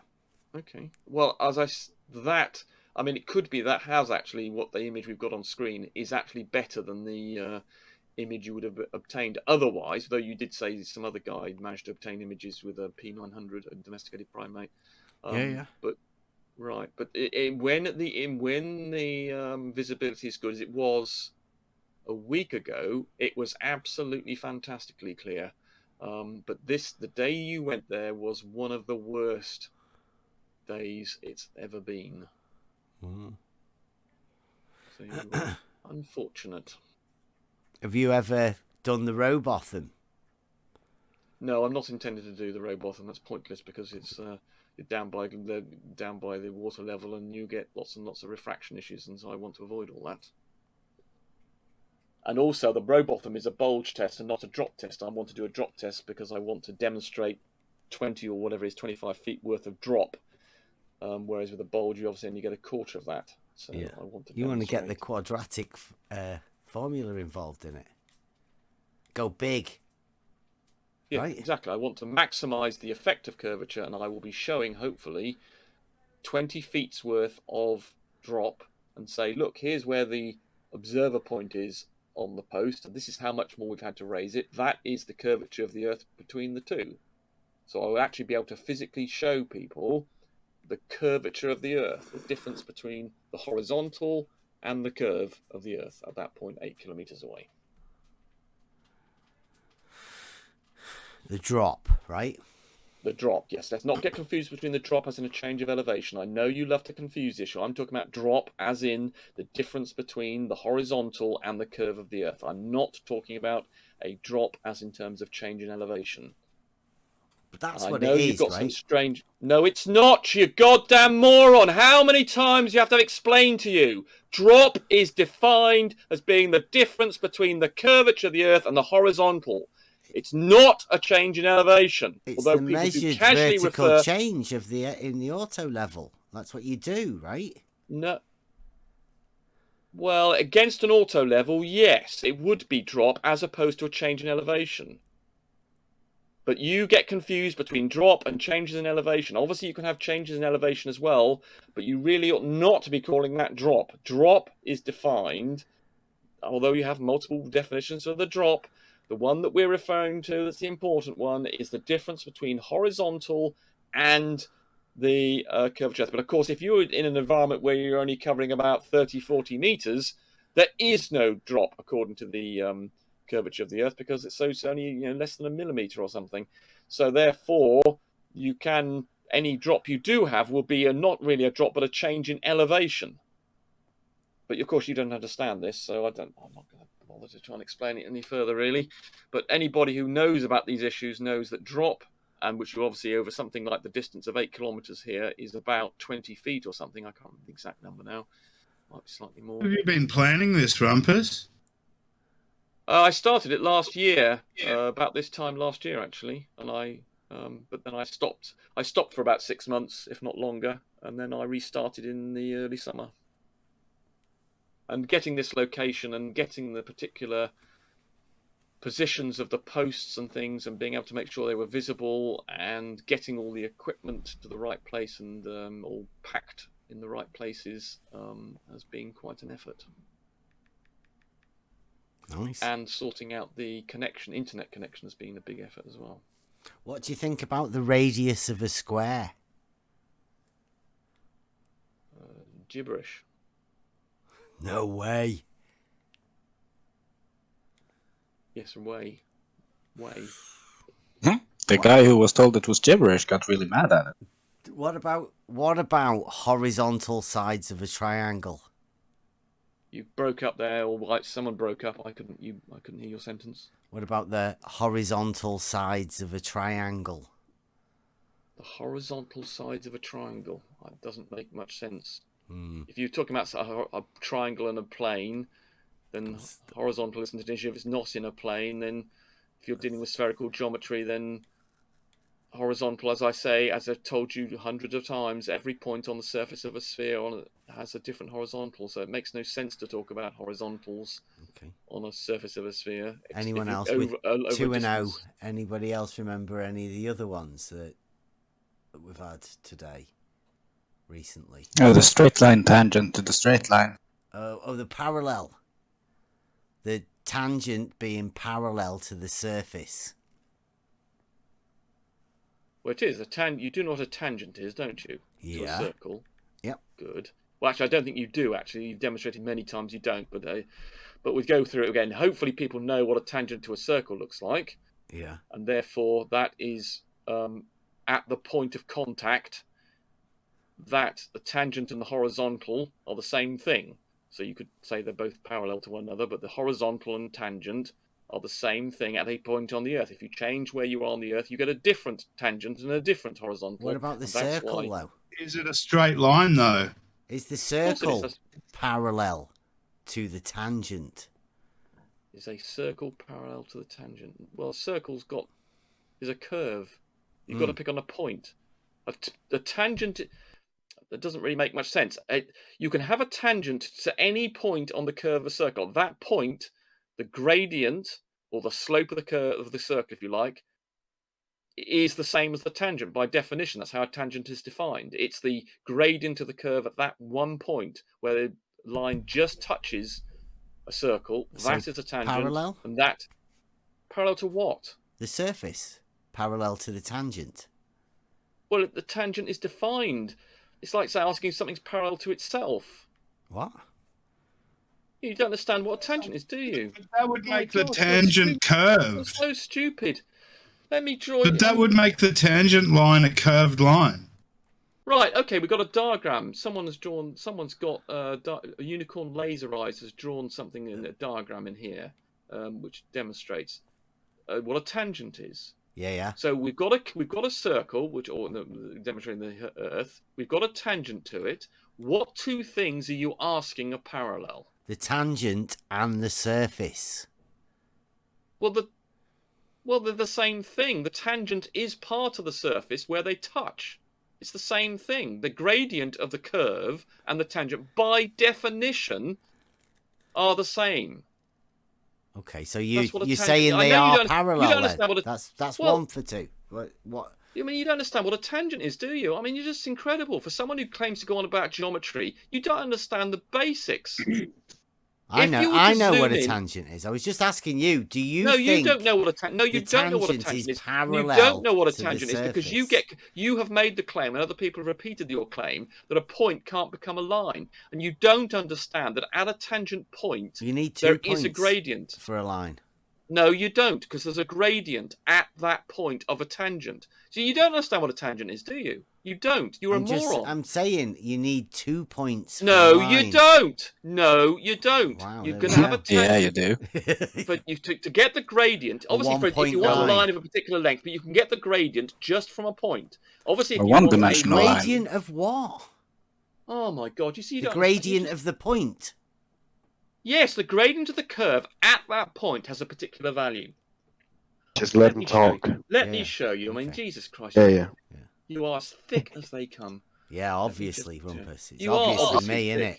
Yeah. You are as Can't thick be anything other as than they me. come. Well, Rumpus, unbelievably thick. Rumpus, the insults are not helpful or productive to the conversation. You can't. Yeah, but I mean, here's the thing. You can't force someone to get what you're saying. The best you can do is just be, share the information. You can't force them to get it. So insulting. I'll explain to other people then, because I mean, it's just extraordinary how unbelievably. Can I just say something?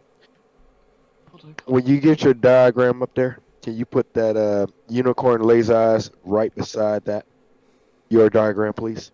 Sorry, I'm having a bit of. Give me a second. I'm having a problem screen grabbing my. It's not showing up on the. Give me a moment. I'm having a problem screen. It's not appearing in the. Why are you? Hey, Rumpus. There we are. Sorry, I've got it now. Okay, got it. Thank God for that. Rumpus, could you say that the tangent is perpendicular to the normal on a sphere? Sorry, let me jump. Can you hold on to that question just for a second while I'm... Sure. Sit down, Kosho.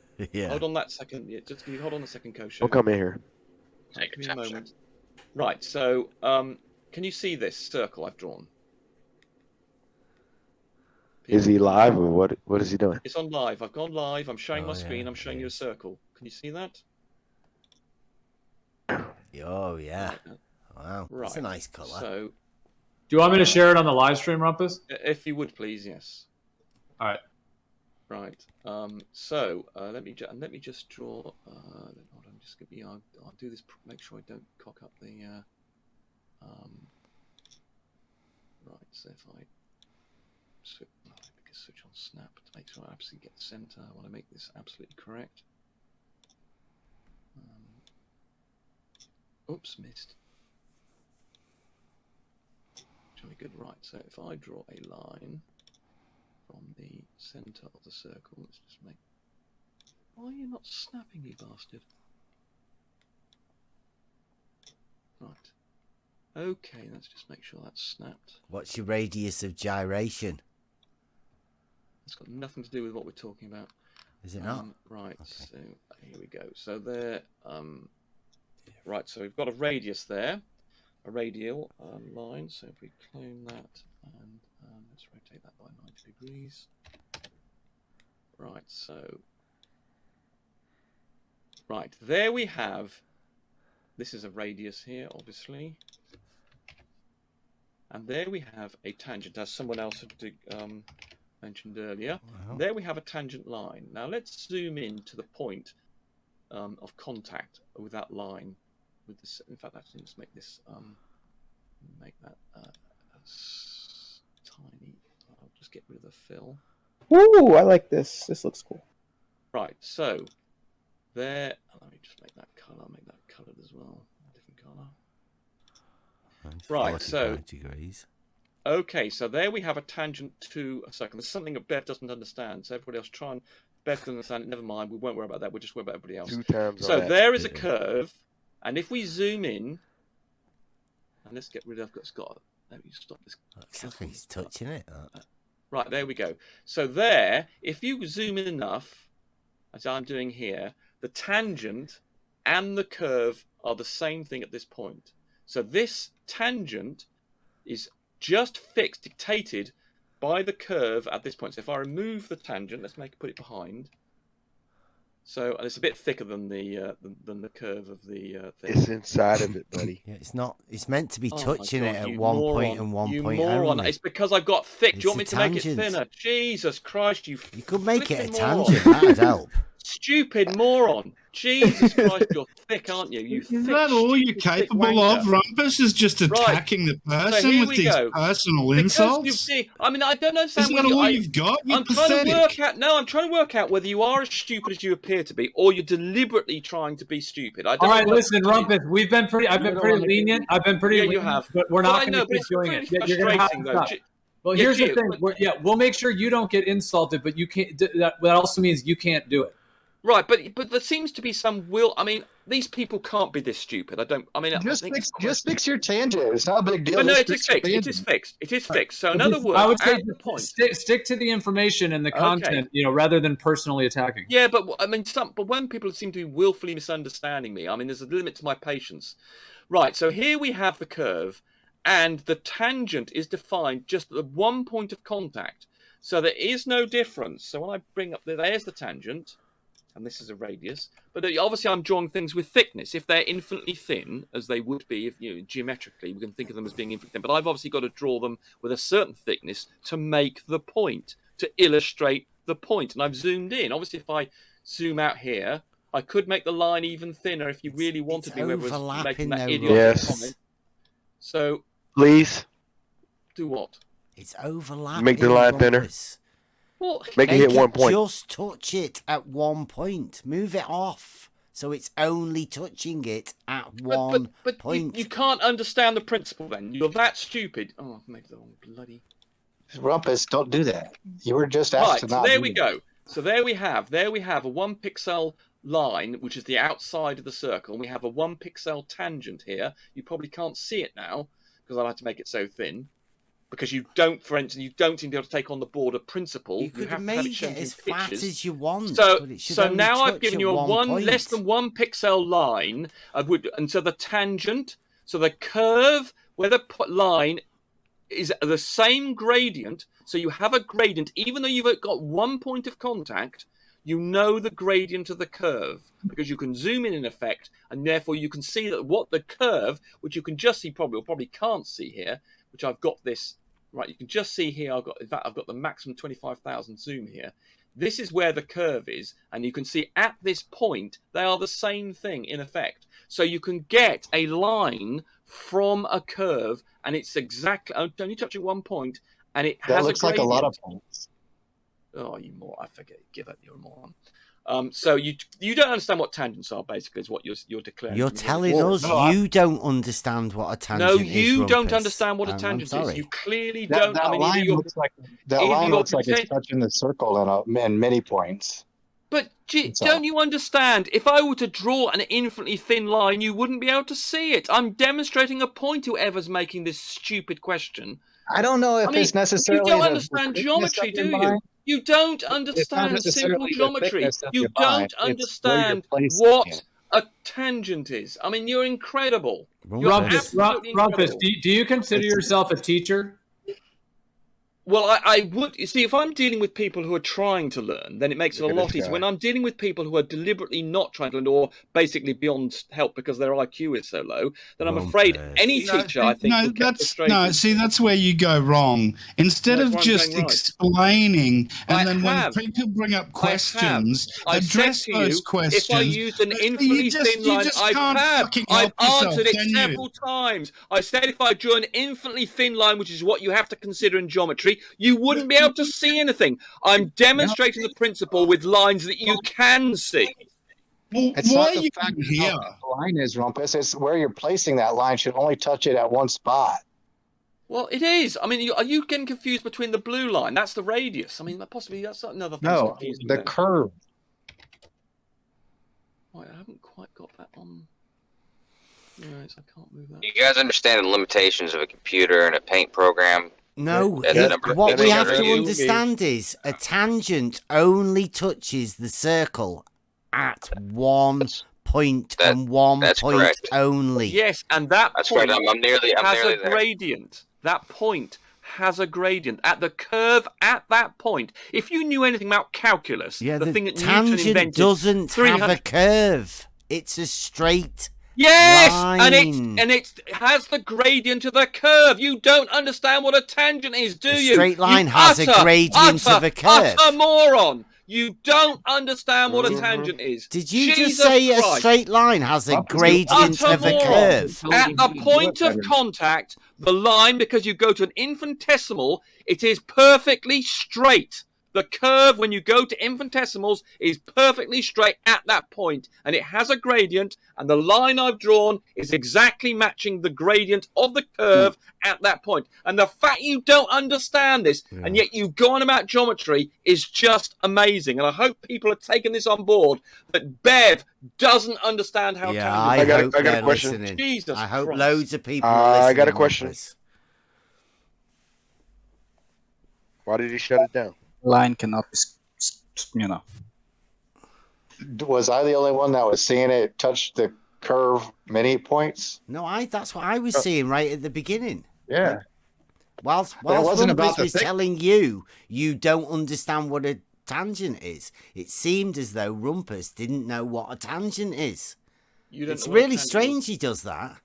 Yeah, it's weird because it wasn't about the thickness of that line. It was just about it not touching the circle at one point. Yeah. But you do understand I can only do that if it's infinitely thin, don't you? A point is not a line, cannot be curved. You don't understand what I'm trying to illustrate, do you? I mean, are you really this dense? You don't understand what I'm trying to illustrate. I can't draw an infinitely thin line because you wouldn't be able to see it.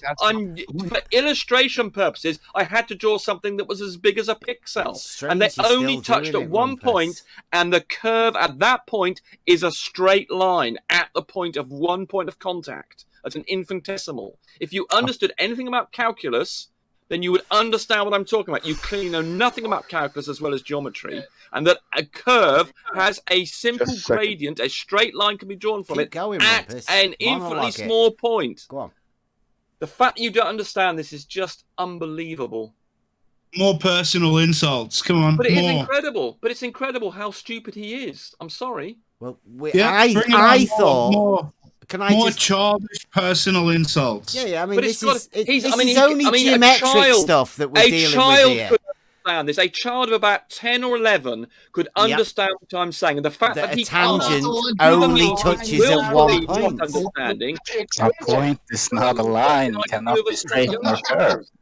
I mean, one way or the other, we've got a problem here with Bev's intellect. Or what if all of us turned on Rumpus for saying a point can be a line, and then go and fucking insult him like this. What the doesn't fuck? realise how stupid he's actually being. No, he doesn't. I know. He would be shut up if he realised. Listen, try listening. It's the curve at the point. You don't stop talking, Rumpus. We haven't heard anybody for like 30 minutes. Has a gradient. You've got to take this on board. A curve at a particular point. I don't gotta has take a shit gradient. you say on board, Rumpus. You're basically denying basic geometry. I mean, if you At a want to point, like this that is in life, you straight don't line understand or a what curved a line. tangent Yeah, is. a point is not a line. I suggest you go and read out what a tangent is. Can't be and that parallel either. Yeah, I know what a tangent and a is. curve at a point can be then has a gradient which you can obviously extend to being a line. And the fact you don't understand Point is a line. Yeah, okay.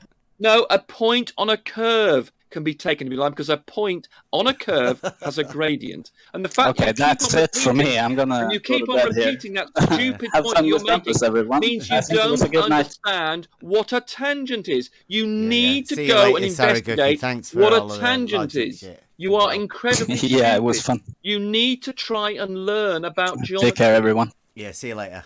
Jesus Christ, there's some really Yeah, stupid not sure why that's being allowed.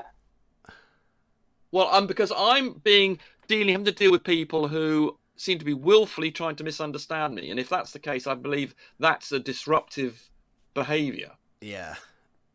And, well, like I said before, Rumpus, you can't force people to understand whatever your viewpoint is or whatever you're sharing. That you cannot force that. Being a teacher means you share the information. You ideally do so with compassion and patience, and then people listen, and that's how it goes. And then they come to their own conclusions. Trying not to understand, then we've got a problem here.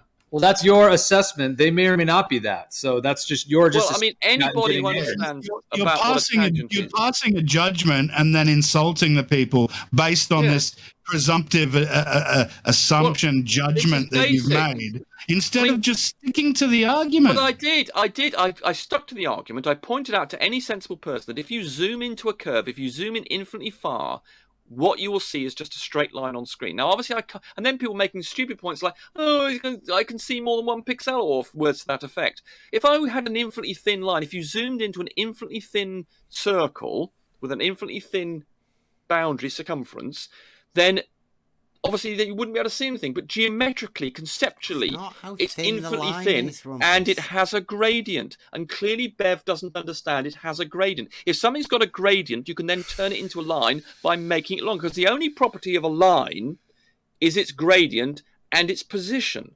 So once you've got a gradient, you can turn that into a line of any length you like. The important point is the gradient. And curves have gradients.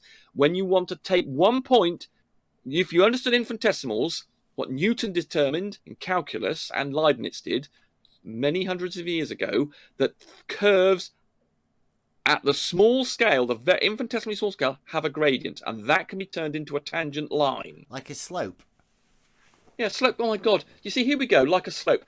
I mean, you cannot be this stupid. A gradient as a slope are the same. You do not understand. Those are synonymous.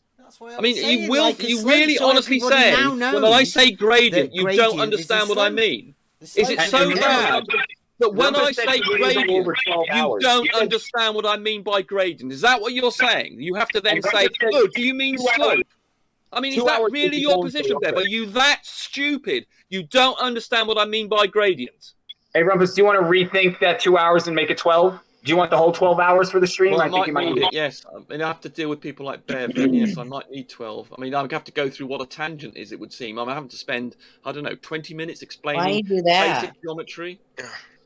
I mean, it's just amazing. And this is a guy... if you spent half the time you do insulting, you could probably explain things a little bit clearer. Well, I've explained it in very precisely, very explicitly, and yet Bev will deliberately attempt to either misunderstand it or his IQ so low, he's incapable of understanding basic things. Why do we even need him? He hasn't made any sensible statements. All he says is things like, "Oh, it's got more than one pixel." When I've already answered that point. I've already made the point. I cannot show something that's infinitely I never thin said on anything screen. about pixels. I know you Rumpus, didn't say that. Well, I why know say you I didn't say did? That's what you were implying. So you didn't understand what a gradient was. What I was Apparently thinking. didn't understand what a gradient was, did you? you. You then have to say, well, what's a gradient? And this is typical of you. When you're using everyday terms, apparently you don't understand what they mean. And I don't know whether you do this deliberately to misunderstand what you're being told, or whether you're just stupid, or both. Now you're trying to divine his intentions. Jeez, well, when dude. someone well, do you know what a gradient is? Who's talking to me? Is that Rams? Do you know what a gradient is? If I tell you what a gradient is, do you understand what I mean? I think it's Rams. I'm talking get me here, isn't it? So if I talk to you about a gradient, I think you. I mean, I've spoken to you before. I don't think you've willfully misunderstood that. I think when I talk about a gradient, I think you understand what I mean. And the fact that slope of a curve, isn't it, Rumpus? Come on.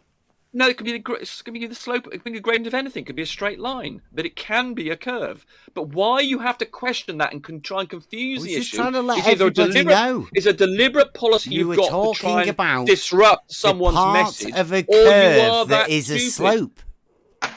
So you don't understand what you don't understand what gradient means then. Is it a slope, Rumpus? Is that what you mean? Yes, it's synonymous with there you go. slope So and gradient are does synonymous. it sound like I know what you're talking about? You have to have this explained to you, whereas I think the rest I didn't of have the to have it panel explained. I'm just explaining to everybody. And so when I talk about the gradient, so we can see here on my screen, you're talking about the slope of a curve. So when I've got on screen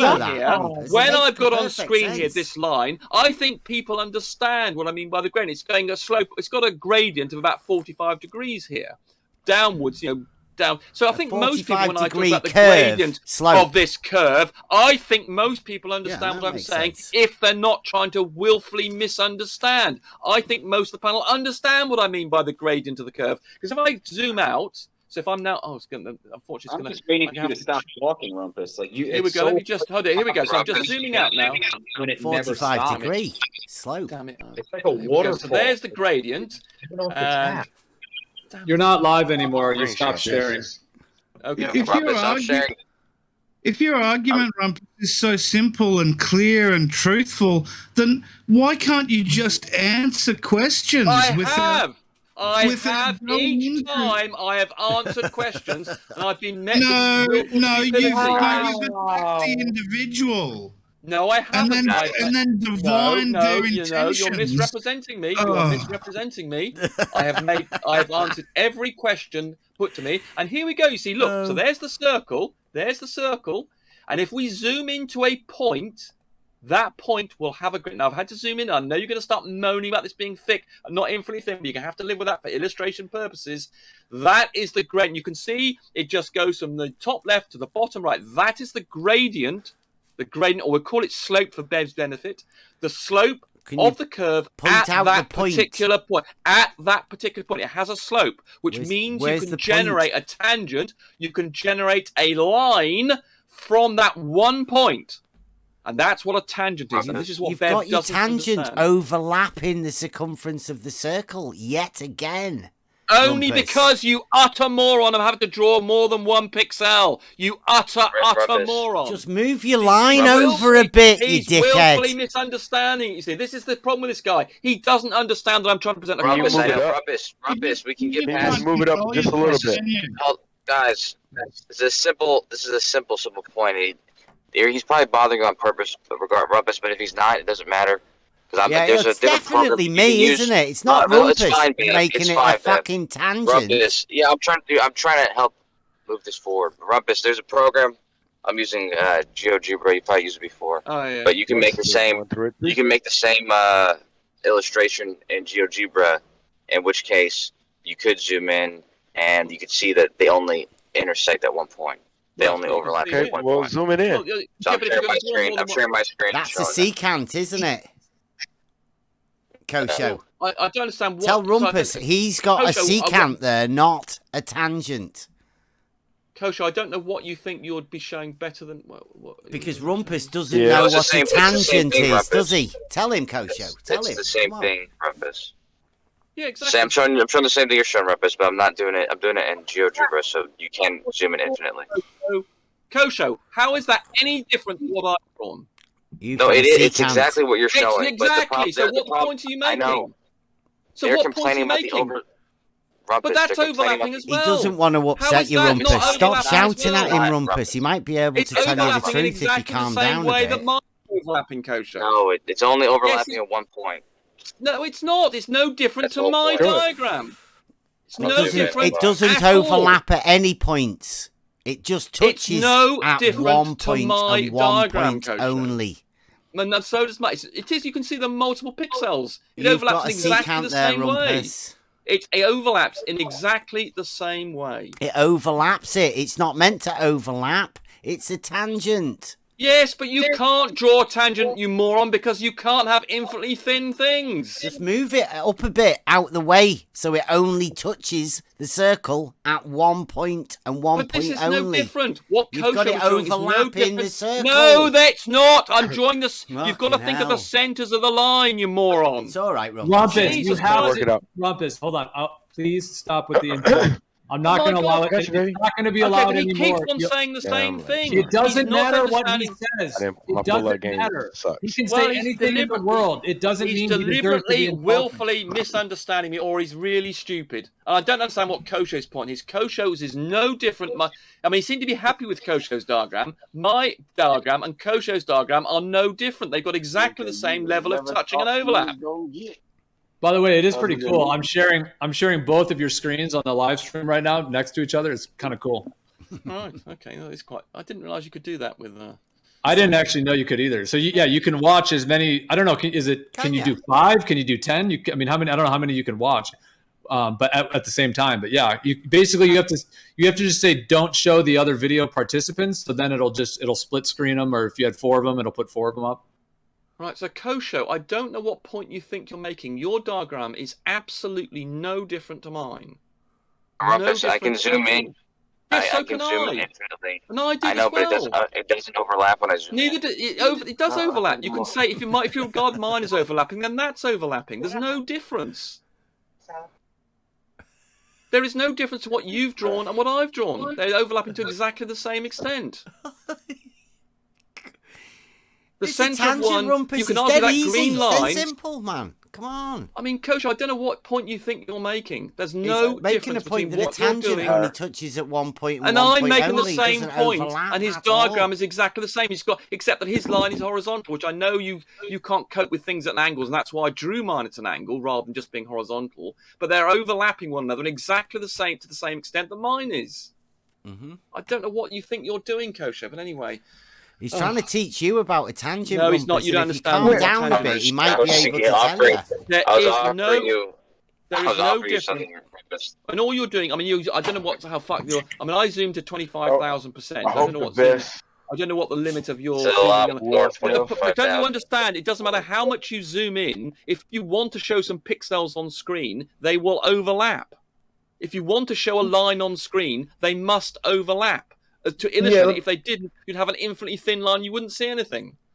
Yeah, let me just by zooming in, you're not demonstrating anything new.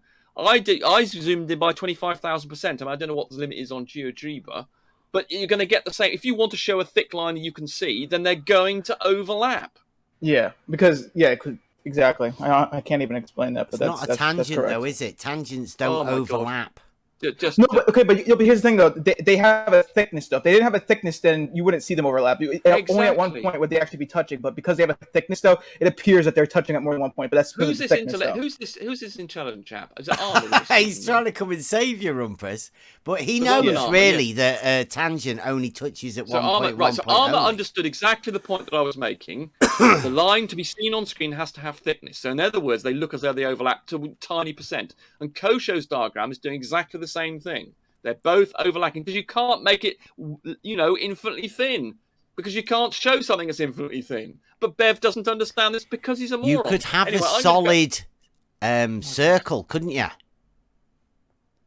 You could still have a tangent that would just touch it at one point and one point only.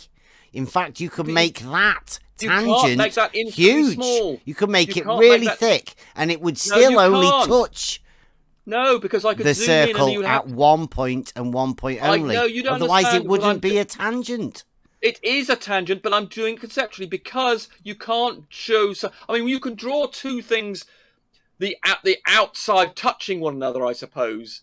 But then it wouldn't actually. But then the line wouldn't be on the point. If it's not, if it's touching it, then it's not actually on that line. Unless we assume the bottom part of that line to be the actual line that we're using to measure or whatever, right? But and then the top of the line and the top of the curve being the other part. But even then, they wouldn't actually touch, then, would they? The point, if you're going to say a tangent touches, then they have to overlap. That's the whole point. No. Otherwise, it doesn't say overlap. It says touches at one point and 1 point to touch only. means that something has to be in contact. And if you were to zoom in, imagine you made that 1 micron in size, the gap, the distance between them, but you could zoom in and then show there's a gap, in which case it wouldn't be a tangent. You have to have the contact there, which means that if you're going to illustrate it, there got to be an overlap, because you can always zoom in if you didn't have them overlapping to expose a gap.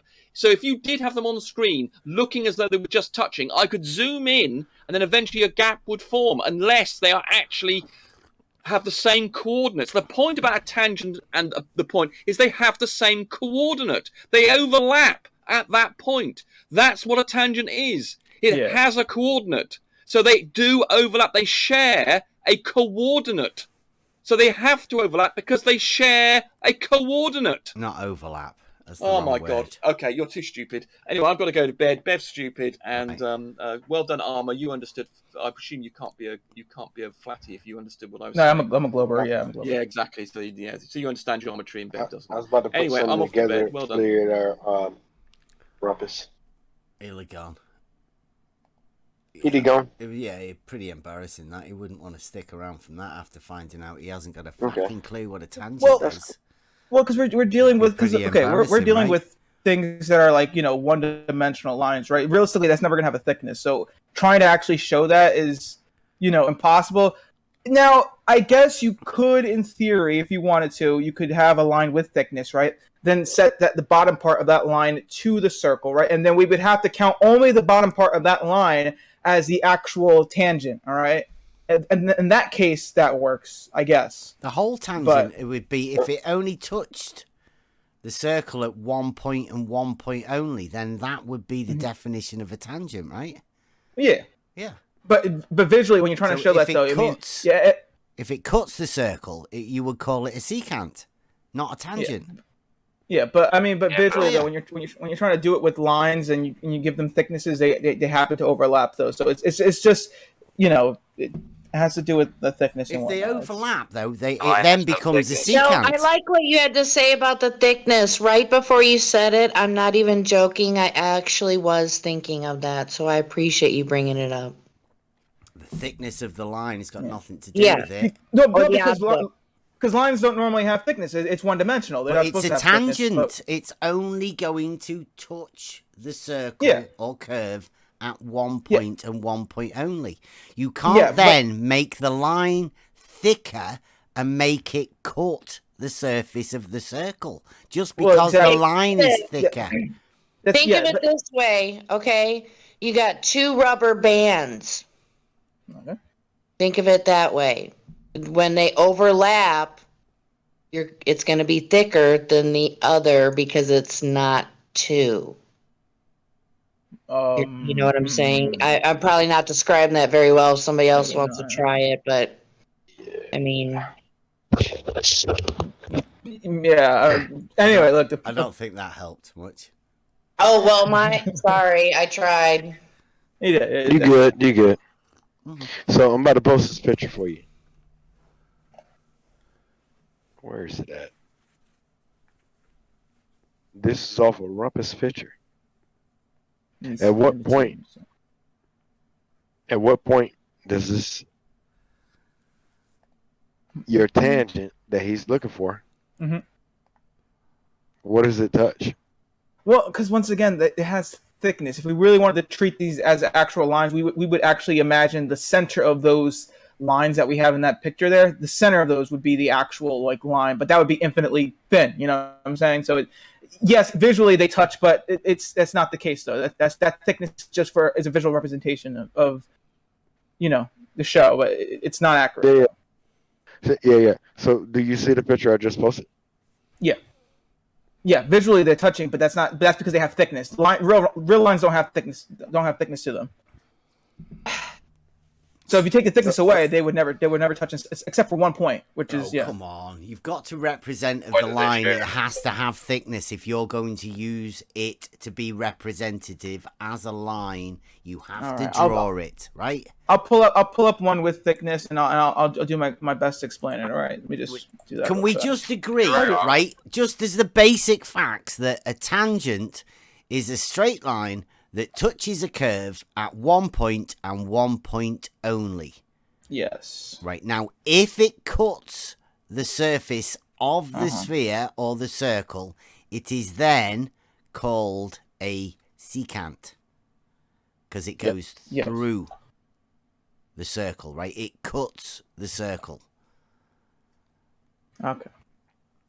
Well, that's all we were saying right from the very beginning. And Rumpus told us that we were stupid, right?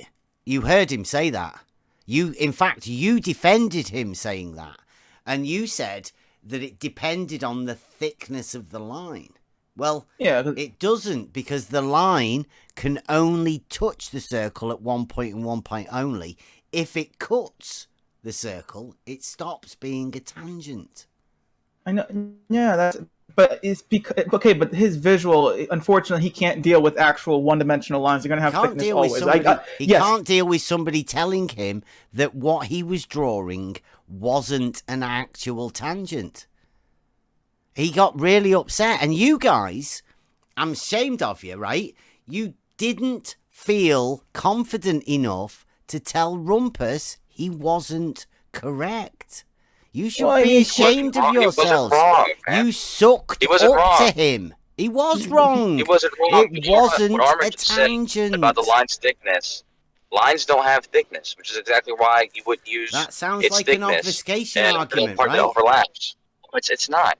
It's so simple to understand. If a circle only goes up, if you're looking at a graph like I'm looking at, and it goes up to 5 on the graph, like that's the top that it reaches in the y-axis, then if you draw a line along the 5, a horizontal line at the 5y, then the circle is only going to be touching that line in that one spot. That circle doesn't overlap that 5. So but if you draw this out, there's going to be paint, and there's going to be or you're going to use whatever computer program you're using where there's pixels, and you're not going to be able to get an infinitely small line. But a line actually has no thickness. Are you saying that Rumpus couldn't have moved either the line or the circle away from each other, so they only touched at one point and one point only with the computer program that he had? That's exactly what he did. He didn't. That was the limits of his program. He didn't. He had it overlapping every time. I'm using GeoGebra, and it's the same thing. You know, if you get down to the scales like 1 million or 10 million, zoom, you can't even see the circle at that point. But these lines don't overlap except for at that one point where the horizontal line is on the 5 and the circle just barely reaches the 5. Mm-hmm. But Rumpus had the whole thing overlapping. Yep. And that's what we were telling him. But Rumpus told us we were wrong. We were stupid. We didn't know what tangents were. And you guys weren't brave enough to say, yeah, Rumpus, you're wrong there, mate. That's not actually a tangent. Yeah, it was a tangent. He wasn't wrong. And I was agreeing with him when he said that you guys are either messing around or you just don't understand it. I thought you were messing around with him because it's obvious that it's because it's in Paint or whatever computer program he's using. You can't get an infinitely small line. A line has no thickness at all. But if you're going to draw one in a program, even if it's 1 pixel wide, that's still a width. So why do you have to say that it's about the thickness of the line and not the line not cutting the circle, just touching it at one point? Because any thickness that line has now has the ability to make it seem like more of that line is overlapping when it's really just they just share that one point. So hold up. In the program itself, Kosha, got a question for you. Why wouldn't you make the line the same thickness across the board to touch the circle? Because even if you needed to make the line 1 pixel thick, which is the very thinnest you can make it, the circle would still, you'd still have the one point where the circle intersects with that line, but it could be the case that the circle even requires more, because it's a computer program using pixels, it might not be just that one point. Maybe it's 3 pixels that connect with it, or maybe there's 5, or maybe there's more.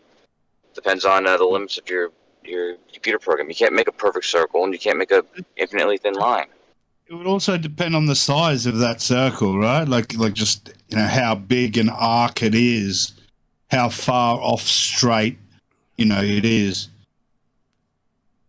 Hold on. That's a great thing. Check out my screen share. I'm gonna real fast to show you guys what is going on. All right. Yep. I'm gonna also explain it. I'm gonna show. This is probably gonna be a decent way to sort of show what you guys wanted to see, and whatever. Real fast and take that off. Okay, so if you want to represent this where go slow. Okay, so if you want to represent this right where it's touching, right?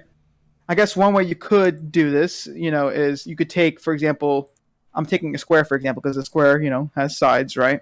And we can understand that side as as a line, right? So what I'm gonna touch this square to this circle, right? With no lines, that has no thickness. We're just dealing with the edges of these objects. So real fast. So okay. So hold on, is that? So I'm gonna touch it. Let's say that touches it, right? So now what's happening is, okay. Well, I mean, I'm pretty sure it's not quite touching. I can't get 100%, but we get the idea. It's not overlapping at all, and you've got a solid circle and a big, thick line, and at no point is anything overlapping anything. Yeah. So now let me show you now what happened. All right. So I'm gonna real fast give this a line on. I'm gonna give this square an outline. Right. I'm gonna real fast make the thickness. Let's say 2. Now let's make that a little bit thinner. And we might need him. Hold on. So then we add the line. All right. So this is sort of the thickness that was going on here. Right. So the actual outline. Right. See that on the square. Right. That thickness. Right. Is now giving this one-dimensional line thickness. Right. Now if we give the blue circle a thickness now. Could you not move that away so that line is just touching the thing at one point and 1 point only? I'm not really. Well, hold on. Maybe I should do it with colors that are easier to see. Hold on. I'm struggling to wonder why you're making a tangent and then putting another line over that cuts the circle. I mean, what's the point in doing that? Why? Because I'm showing you what was pretty much going on with his example, right? So he has a line, right, in his program, and the line can't be represented by no thickness, because if there's no thickness, you can't see it, right? So the point of this was to show that if I have a square, right. Yeah. The square has an edge, right? And we can kind of think of that edge as, one-dimensional. Like it has no thickness. It's just an edge. Yeah, that's where it cuts off, right? Yeah. Yeah. So what I'm saying is what his line was doing is it was doing the same thing as this edge, but it has thickness, right? So I added like an actual thickness to this one-dimensional line, right? But no, that big blue one, the big red one, already has a big thickness to it, right? That's just a big, thick red line that you're making a tangent, right? No, okay. Yeah. Do you understand why I threw the square in? The square in was just to get the edges. Tangent. Well, yeah. Well, no, yeah, but I was just trying to get the edge of this square to touch the edge of the circle because that's what I was getting Rumpus to do. Why didn't Rumpus do that? Because that's what a tangent is, isn't it? Well, he was showing was technically a tangent. Okay, not visually anyway, but the math was technically was a tangent. Yeah, but because it had thickness though, it wasn't visually a tangent because this is what happened. We had the line had an actual thickness. Okay, right? So can you move that line now to make it so it is a tangent? Yeah, but then why couldn't Rumpus do that? Like that's all we were saying to Rumpus is he doesn't seem to understand what a tangent is. Because he's then the saying, math isn't but technically. what he means is he can't. He's using the edge of the square as the line because the edge of the square before wasn't existent, so it's not going to overlap. So that's why he was using it to demonstrate that to you. If he makes an edge of the square, though, it will overlap. Put it back. Oh, I'm Put it trying to back. fast. I'm trying to group these, so it's a little bit easier to do this. No. Can you get it to hit at 1 point? That's all I'm asking. Yeah. 1 pixel, Oop, 1 let me point. get rid of that. Let me get rid of that little thickness right there. So it's really hard to obviously do it precisely because unfortunately this circle doesn't really have necessarily 1 point per se. So this is getting a bit beyond a joke, right? Because we all know a tangent is a straight line that touches a circle at 1 point and 1 point only. We keep saying it, but you guys keep wanting to overlap lines, right? Which makes it visual, not a tangent. We all know that, don't we? It's just the moment you overlap that line, it is not a tangent because it is touching the circle at more than 1 point. Visually, yeah, because the line has thickness, but that's it though. I mean, visually, that's all we've got to go off, right? If he's showing us a picture and visually it's not a tangent, then why should we be expected to think it's a tangent when it's not a tangent? Because I believe I don't really know how his program works, but I believe that the math, was showing a tangent. It's just visually it wasn't though. Was there actual math in that in his program, or is it just him drawing lines? It's him on Paint, I think. I mean, how much math is there in Paint?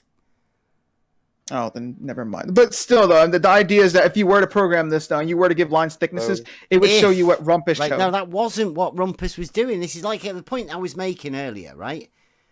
It was obvious to you guys what Rumpus was doing, and it was obvious that it wasn't actually a tangent, and it was obvious that you two guys, you and Kosho, were covering for Rumpus because he'd actually not drawn a tangent. And it seemed like he didn't even understand that he hadn't even drawn a tangent. Well, look, all Did you come in to save him because you felt embarrassed for him? No, because I mean, I can't actually tell him because it's the great Rumpus. He might strike me from the council. No, because I've programmed something like this before, and the lines do overlap like that because once again you're dealing with thicknesses. That's why I jumped in. But if you were to program this, I mean, it would do the exact same thing. The lines would overlap because you're giving the lines thicknesses. I mean, that's just that's why I jumped in. I mean, Yeah, Bev, what size is a point on in Rumpus's picture? How big is it? Would you say it's bigger than a pixel or smaller than a pixel? No, let's talk about. It looked like Rumpus about not here half his anymore. screen, We can't talk to about be him. honest. Yeah, so the point is that in any paint programs, a point is an infinitely small space. It doesn't have any area at all. Yet in a paint program, it has to have at least the area of a pixel. So it's just not something that is. It's something that when he's demonstrating, what is a pixel? You have to give him that. Yeah. I'm gonna give you that, Kosho. Can you get that square and that circle to hit 1 pixel? It was actually whoever said it. I think it was Rams who was Yeah. said the most profound thing. Here, hold on, dude. He said the most profound thing about it, which it depends on how big the circle you make. Sure, that's you the can right make word. a giant. Jesus Christ! I'm not so sure profound's anything gonna come out of your mouth. Yeah, you know what though? Why don't you just put that in the comments, okay? But yeah, what he said though about the circle, if you made it large enough, you would eventually get to a size where, just the edge of the circle could just be 1 pixel, and then you could that's what I'm looking for. But yeah, that depends on the size. The size is allowed in the program that you're using. So. Yeah. So, can you put that program into 1 pixel circle to touch a straight line? That's all I want. I don't need a square, none of that. Triangle, rectangle, I don't need it. Put the program in that.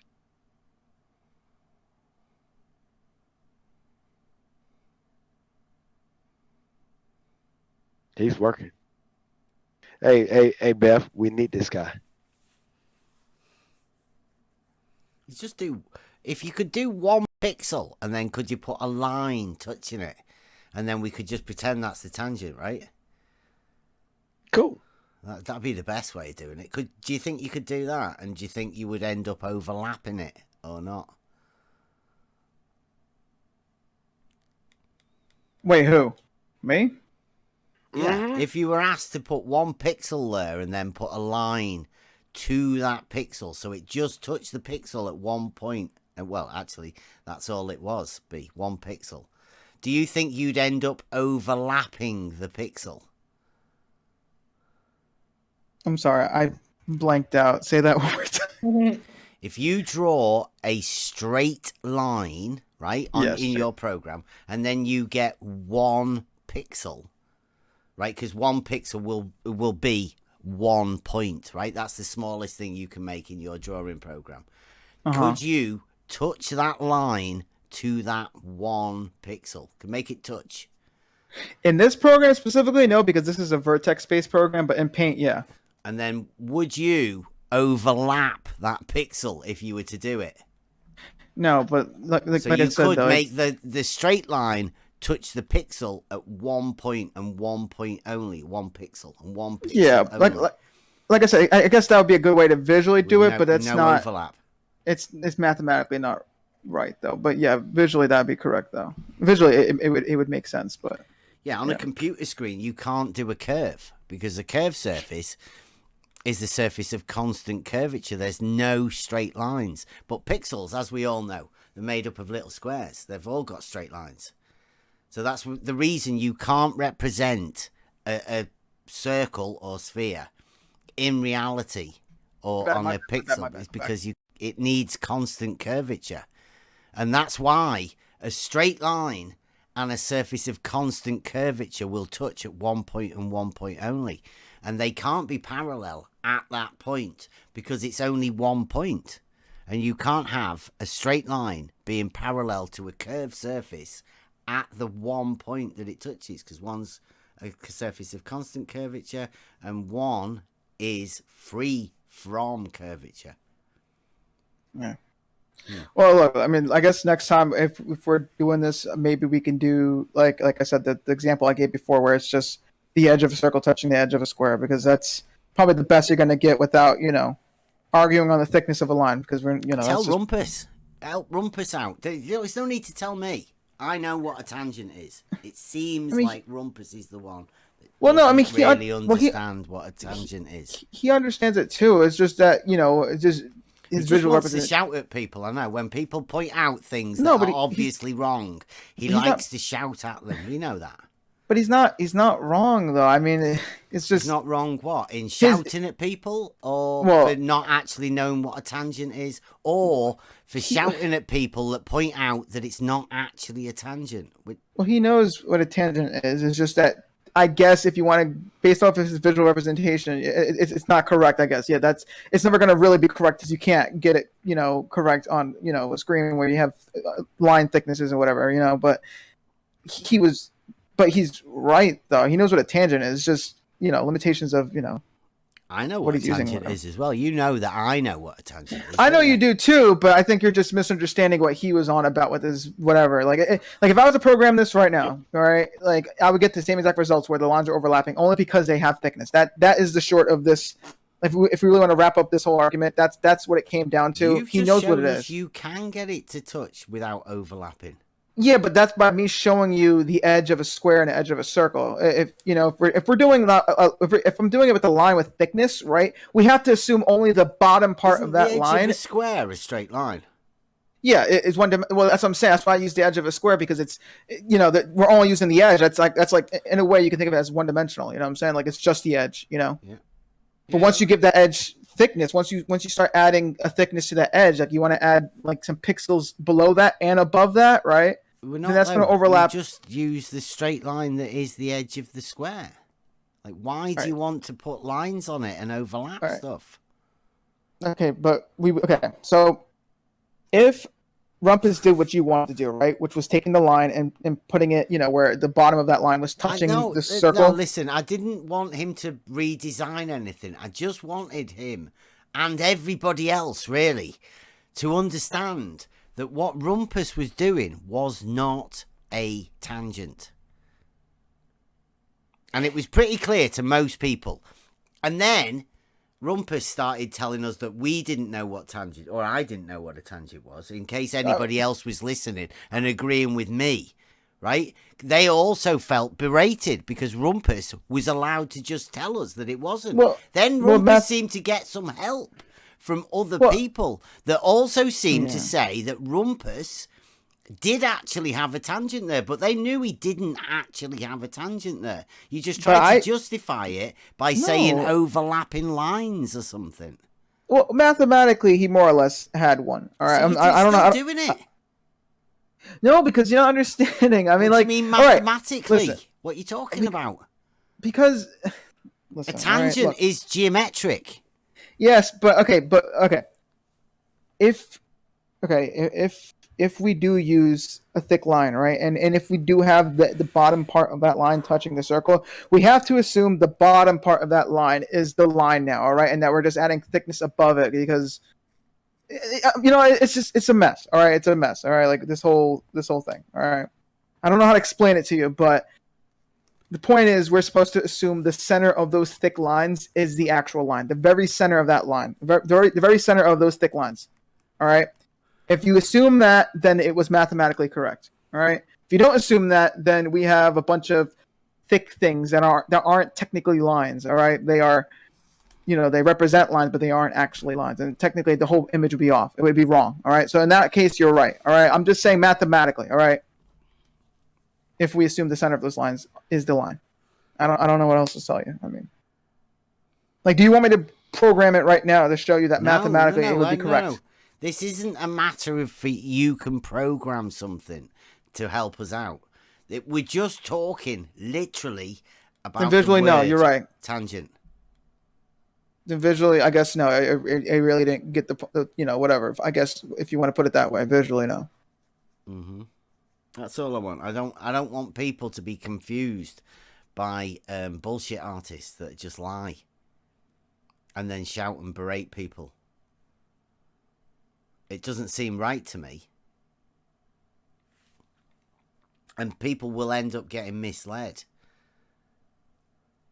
Yeah, I mean, I don't know. Like I said, the only reason why I know this is because I've programmed something like this before, and I've bumped into that situation where it's like, okay, I know, you know what I'm saying? But if I was to program this right now, though, I could show you. Like, it would come out the same, though, if that's the case. Why is Shines keeps talking? The problem here has been that Rumpus hasn't been willing to admit to whatever the issues that Bev's brought up exist, and just won't sort of say, yeah, okay, I understand where you're coming from, blah, blah, blah. It's just the whole way that he deals with the argument is just, it's just so difficult. Hold on. It's almost like he hasn't actually got an argument and he has to do all of that to sort of deflect from the fact that he doesn't actually have an argument. He doesn't really know what he's talking about. Well, it's really easy, isn't it? I mean, if you're having a conversation with someone and you make a statement and then they say something to question it, then it's really easy to just go into a little bit further detail and, I mean, ask the person, well, what are your concerns? And then address them and then have a little back and forth and get to a point where you're both satisfied. I mean, it's simple conversation 101. I don't know. Yeah, I do. I'm completely with you, Rams. That's the way it should be. If somebody's like is there to help us, obviously he wanted to draw pictures and stuff. I mean, I don't know what the point of what he was doing was, but he got upset that when he drew a tangent, it wasn't a tangent. And rather than just saying, okay, let's just sort it out then, we'll put it as a tangent. It's like he gets threatened by questions. It's as though he labels, it's like, I don't know, something like a bigot. Somebody who labels somebody and then has an adverse reaction when talking to those people. I'll give you this much. Not real. I'll give you this much. He what's the word? He doesn't give like as much as I'm not trying to like butter myself up, but he doesn't give as much as I do. Like he doesn't humor the idea. You know what I'm saying? Like, and I think maybe he should probably just do that, just try it out, just to see, like just to try your guys' idea out, whatever. Because that's always better than not doing it. Because then you don't really go forward. It's a simple lack of respect for the people that he's talking to. Yeah, I don't know. I mean, you guys are also kind of not exactly the most respectful people either. I mean, I don't know. It's I don't know. This is a debate chat. I don't know. It's always heated in here, or sometimes heated in here. I don't know. Michael, look, huh? Why would my question is, why would anyone take the Rumpus seriously? He says he's getting a 2-page spread on the local newspaper. I remember Rumpus was supposed to come out with this paper that he was 99% done with in like 26. And then we used to have a Professor Phil on, and we had Texas had him on with Rumpus. And Professor Phil was how wrong he was. Like, I would just ask, why would anyone take anyone like that seriously? Not even I don't look at me. It's Rumpus. He could have come over and shook our hands and had a look through the cameras and had a chat with us. Dead easy the other week, but he's so he's filled up. He can't even do that. He's performance art. Like, anyone who doesn't get that, like, Rumpus is literally like performance argument form. I don't know what to. What, abstract art? Yeah, it's like street. You know what I mean? Like, it's like this get out. Is that breaking up for me? The Hydron Collider. He's breaking you know up. what I mean? Like, it's pretty bad. I don't like abstract art. I can make that. No problem. Check. You can hear me now, Bev? Yeah, sounds a bit better. But I was just saying, like, yeah, he's brilliant at it. It's just performance art. That's all. It's just the art of distraction, right? And every one of most of the people we talk to have their own form of doing it. Rumpus is just the insult distraction, right? Right, but he's funny though. It's hilarious. I think it's funny because what he just did then with the tangent, that was hilarious. He literally didn't understand what a tangent is, whilst berating anyone that questioned. Well, see what he'll do, what the technique is they'll come in, they'll try to propose an answer to one of these unsolvable riddles, and then as soon as you try to object on some point of lunacy that they've made, they make it about, how you're so stupid and you don't understand. And then when anyone else tries to chime in to make it worse, is that you get a triggered flat earther that's like, how does this guy not see that, or whatever the fucking conversation is. And then they try to get in it. And then once you've got two flat earthers against Rumpus, now he plays the victim. Yeah. And it's just, it's like, but this is what I'm saying, is like anyone who's still playing along with the charade, you're just airing out and giving them what they want. Yeah. That's where it's time to cut them out. Go about your way. Have a good day. Yeah, I mean, these are like, really like materialist totalitarians. That's what we're up against. They want world government. Ask any one of these clowns. Any one of these clowns that comes in arguing for the globe is going to talk about how great it would be if the UN just had a little bit more power. They have the same ideology.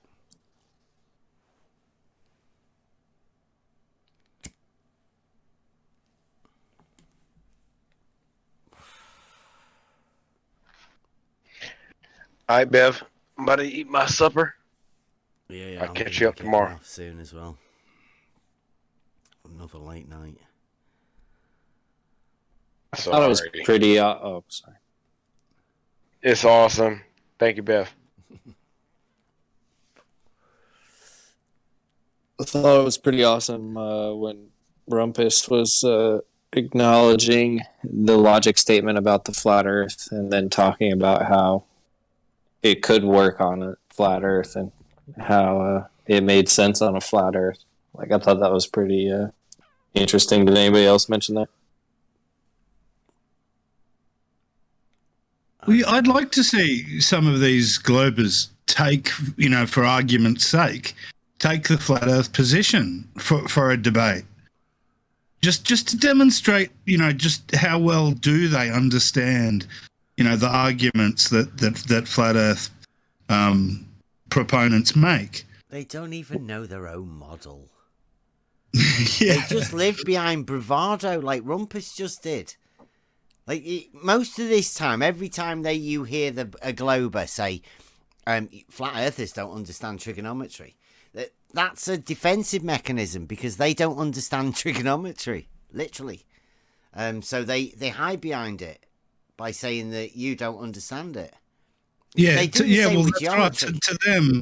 To them, we have to not understand it because otherwise we're questioning it, and in a way that he's unwilling to do.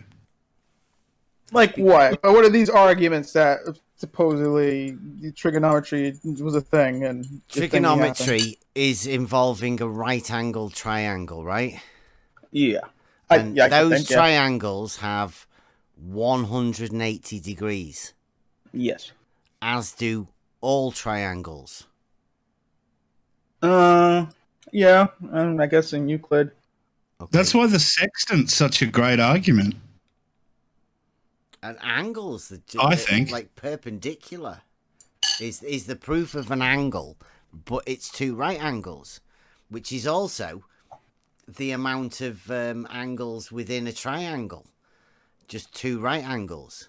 Now that's obvious once you know the proof of triangles having 180 degrees and the relationship between a perpendicular being two right angles. Like, once you know that, that's as much as you ever need to know to beat a glober within the argument. Give me an example.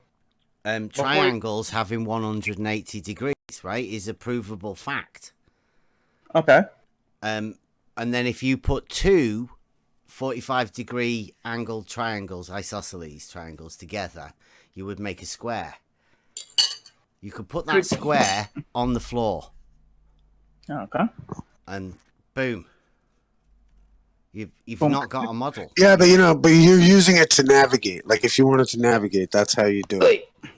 That's the answer to your question. If you were trying to navigate, you would use a sextant, find an angle, and that's why triangles matter. Oh. It's because trigonometry, right? Trigonometry wouldn't exist if you didn't have a right angle triangle and triangles with 180 degrees. Therefore, triangles having 180 degrees is a provable fact. Wouldn't the whole 180 degrees, like, I'm just trying to, I don't really even subscribe to that 180 degrees because it's three straight lines, right? Like, you don't really need to put numbers to what the triangles are, right? Like, a right triangle has a perpendicular, and then other triangles are just intersecting lines. So it's like, it's almost like this, I get the 180 and the circle and all that, but it's almost like they use that to manipulate what a triangle is, right? Because fundamentally, the 180 is based on the intersections of the lines, right? So if you change the 180, you have to change the lines. But they're doing, magic in between there. What are you talking about? My voice cracked. What are you talking about?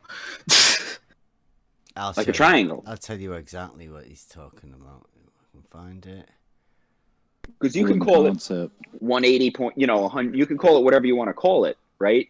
It's not going to change the fundamentals of the triangle, right? Once you change the fundamentals, there you go. If a straight line meet two straight lines so as to make two interior angles on the side, so it's two right angles, which is what I was saying. Yeah, earlier. no numbers. No numbers on this. You don't need numbers for triangles. And if you get two lines to meet another line, then if they intersect at less than 180, then that's the side that the triangle will be formed on. And the other angle that at the other end of the triangle will be the remainder of those two right angles.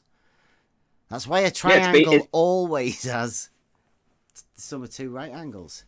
That's why with the sextant, the GP of the star and the observer, there's a right angle. It's 90 degrees. You're like, and you can't have that on a curved plane. Don't put a GP. I don't subscribe to putting lights on the floor. Lights in the sky on the floor. Sounds ridiculous for me. Well, it's the point on the ground, right, where that star is directly above, right, at that moment in time. Yeah, I don't know. Is it though? Yeah. Well, how would you know? That's what the almanac says, and the angles that you've measured from the horizon to the star, those are two straight lines that you can imagine being projected out from yourself. You get a distance to the star.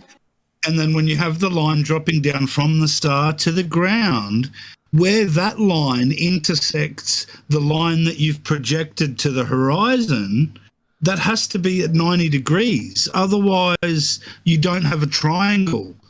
And you can't do geometry from there. Well, you see, I did some maths, okay?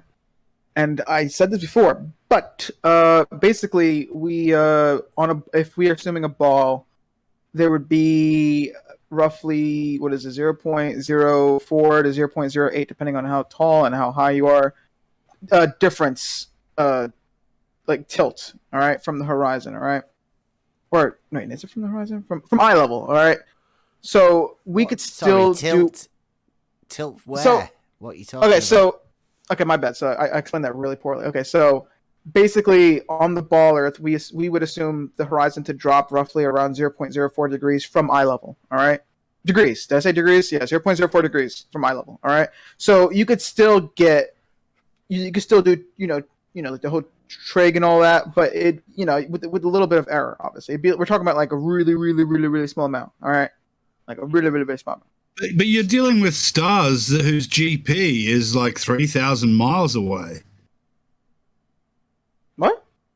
Yeah. When you're using a sextant, you can often sight a star whose GP, that is positioned directly on the ground, of which it's directly above, is over 3,000 miles from your position. And so even if you say you call it 1 degree, below perpendicular from plumb as your horizon point, if you extend that line out, it would intersect the line, the GP from the star down to the ground at an obtuse angle greater than 90 degrees. And so it wouldn't work.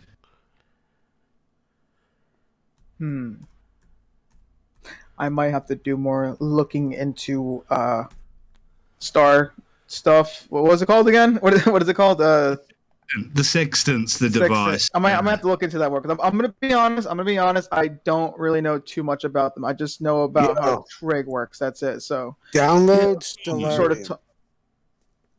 Download Stellarium.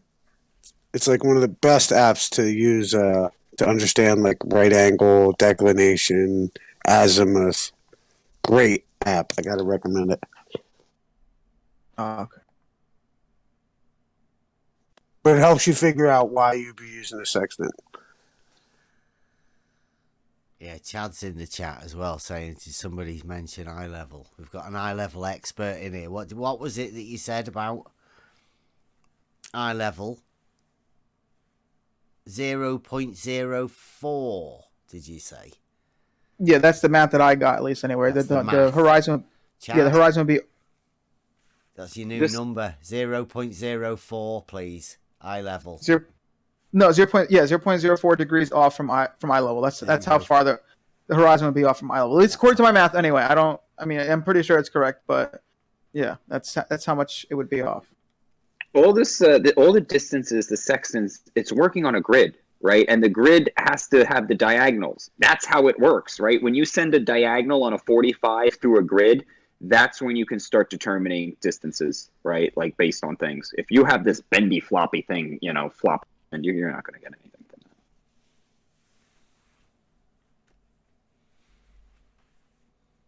Did you say 0.04 of a degree? Yeah.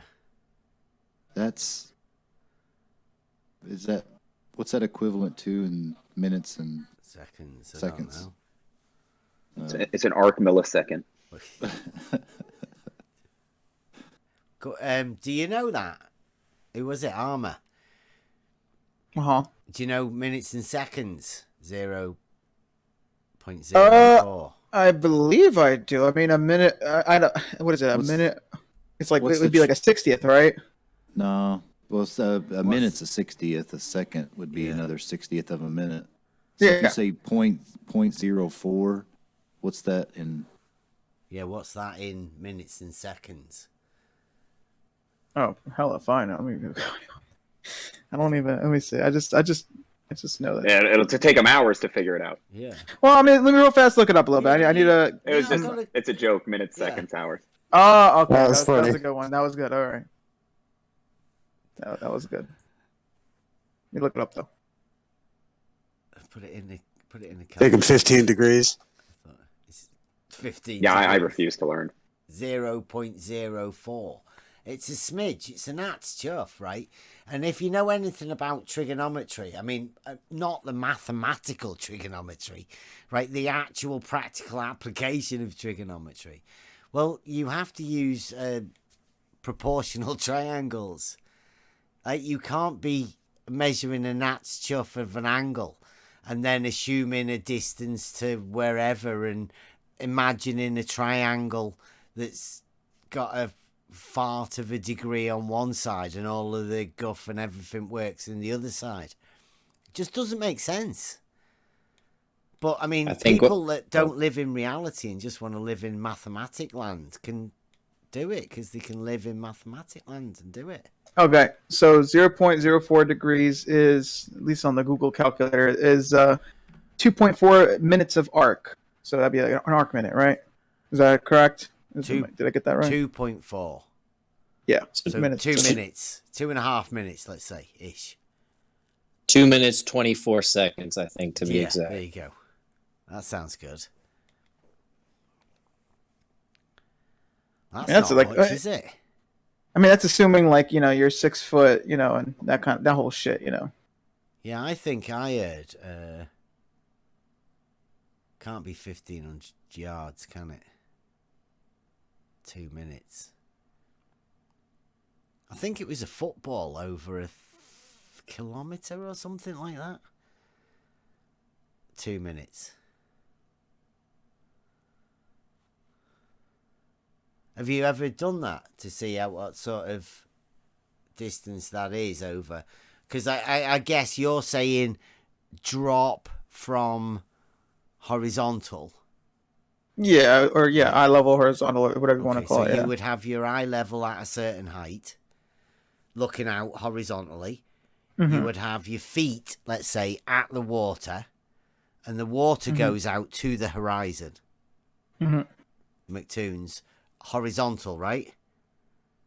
Yeah. So then you've got a drop from the horizontal that you've just made from your eye level down to the horizontal from your feet. Mm-hmm. That's the angle of 0.04 or 2 minutes. Yeah. And from that drop... Don't get trapped here, bro. From that drop, you're going to calculate a curve.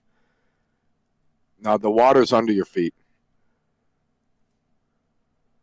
That's what he said. Yeah, horizontal. Yeah, no. Bev's trying to portray the water straight out from your feet. He said he's standing at the water. That's what McToon says, yeah. Yeah, and out at the horizon, then he tried to extend the water straight parallel out to the horizon. He's trying to trap him here. No, I'm not. That's right, what that's McToon not says. true. The water's under your feet. It That's doesn't what go McToon straight out to says. the horizon. From your feet to the Out on the horizon ball. is a horizontal. Nah, don't get trapped, buddy. Well, in any case, all I know is that from my math, it's 0.04 degrees off from eye level. That's there you go. It's not much help for Arma because he says you're the drop if you're the 6 foot observer. Yeah. Wait, who? What? The other day you did. Oh my god, we're on about that game I showed you guys with the green little M&M dude. No, you were saying if you're looking out at the horizon and you're a 6 foot observer, it would appear eye level, so that would make you the drop. No, it's close to eye level. I said it would be 0.04 degrees off from eye level. It would. Yeah. So you'd be the drop then, or just that angle is the drop? I mean, it really depends on who's looking at what. I mean, Yeah, eye level goes out horizontal. That's definitely horizontal, right? Yeah. And then you measure the angle down from that horizontal to the horizon. Yeah, so the horizon, if anything, would be the drop. Okay, so from your feet, if you're at the water's edge, where would the water go from you? I don't want to put anything in your crux, right? Where would the horizon be in relation to the water at your feet? If you're looking out at the true horizon at the beach, for instance. Where would the horizon be relative to my feet? Yep. Well, I mean, not visually, but actual, like the math, whatever, we would assume the horizon would technically be lower because of the curvature of the Earth. All right. So it would be lower than your feet? Yeah, but not by a whole lot. Oh. But enough for you to be able to measure a drop from your eye level to that dropping away water at the side of the beach. I haven't actually. I don't even know if that's the same. I know. Don't worry about it, because McToon said it goes from your feet to the horizon. It's a horizontal plane. Well, here's the thing. I mean, I don't necessarily think that the curving of the Earth is the reason why the horizon is dropping. Right? That you could also have that happen if you're just on a limited plane. If the plane doesn't extend out into infinity, it would also just stop at roughly, it would stop you below the horizon. I mean, below eye level, right? So, I mean, that's what I'm saying. I'm not quite to your eye level, would it? I mean, how would it possibly do that? What, flat plane? But do you think the water would rise up to your eyes?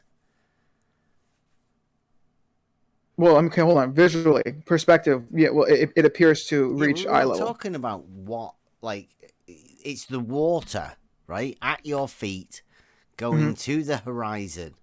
Yeah. You don't suppose it rises up, do you? No. Could it be horizontal from your feet out to the horizon? Could it be horizontal? Could it drop? Well, yeah, from your feet. Yeah, it's going to drop relative to your feet, technically, yeah. Okay. So, you know how water flows. We know how water flows. Is that what you're imagining when you say it drops? Well, okay, so when I say it drops, yeah, it's that's the roundness of the Earth, whatever. But if you're going to go into this whole argument about if you have a tilt from whatever, because I'm just asking what you imagine. All I know is that, from your feet, technically, the Earth would be dropping a few inches, maybe a foot or so. I forget the math exactly, but it would be dropping a few, yeah. And that's what is it, like 3 miles? You so 3 imagine miles. You'd be measuring. It's 1.22 miles times the observer's height in feet squared. But it wouldn't feel like a drop. It'd feel like a flat plane, right? Yeah. Because you would never go around the ball. You would just feel like you're walking on top of a flat surface. Wait, hold on. We wouldn't go around the ball. What? So like when you're, when the horizon, as you get further away from yourself, right, towards the horizon, right, that's, and if you started walking towards it, right, you would feel like you were just going straight. Like you never had that orientation change of like looping. You know what I mean? Like my little M&M game where if I had it locked on the camera, it just looks like he's walking straight. Yeah, I just find that so strange that walking around a sphere, right, has the same exact feel as walking on top of a flat plane. Yeah, That's just mind-boggling. Remember my little green M&M dude? He was doing it. He was walking. Yeah, no, around. I know, but he was, that was in a what's wrong with computer that? simulator. Like when You don't think that's weird? the No, level indicator doesn't roll back in its in its housing as you travel over the curve of the ball, right? So it just stays flat. The planes fly like it's flat too, huh?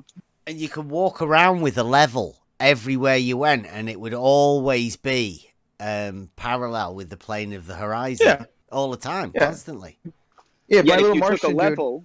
Yeah. But if you take that level around a ball, it changes. You see the air bubble moving, right? Yeah. No, because my little Martian dude, if he walked around the little planet, he would have, it would always be like level no matter where he was. No. What I'm saying is if you took a level and you put it on the top of a ball and you kept its orientation as you moved it around the ball, the bubble will change. Oh, you're saying if you were to pretty much keep the bottom of that level on the ball and just kind of moved it around? Yeah, like you started and you spun it around, like, you made a concentric circle with the level, but you kept its bottom towards the circle. The level will show that it's changing orientation. Yeah. Well, shouldn't that happen on a bigger ball? No, because there isn't a bigger ball to this bigger ball. All right, if there was a bigger ball to this bigger ball, then yeah, sure. But we only got the one big ball. All right. Or maybe it's not a ball because it's sure as hell behaving like a flat plane. Wow. Right? I mean, looks can be deceiving. But it's not looking, it's behaving, right? Behave is not deceiving, right? Like if I slap you in the face and it hurts, it's like, oh, that could be deceiving. No, that's what's happening, right? So the physical, I'm just saying the physical things that are happening are it's not like it's deceiving. What's deceiving is when you look 50 miles at a tree and you can't see all of it, right? That's a little deceiving. It is. If you enjoyed the content, please support On the Level and future projects. Membership subscriptions available now, or come and get involved at Next Level Discord server. Thank you.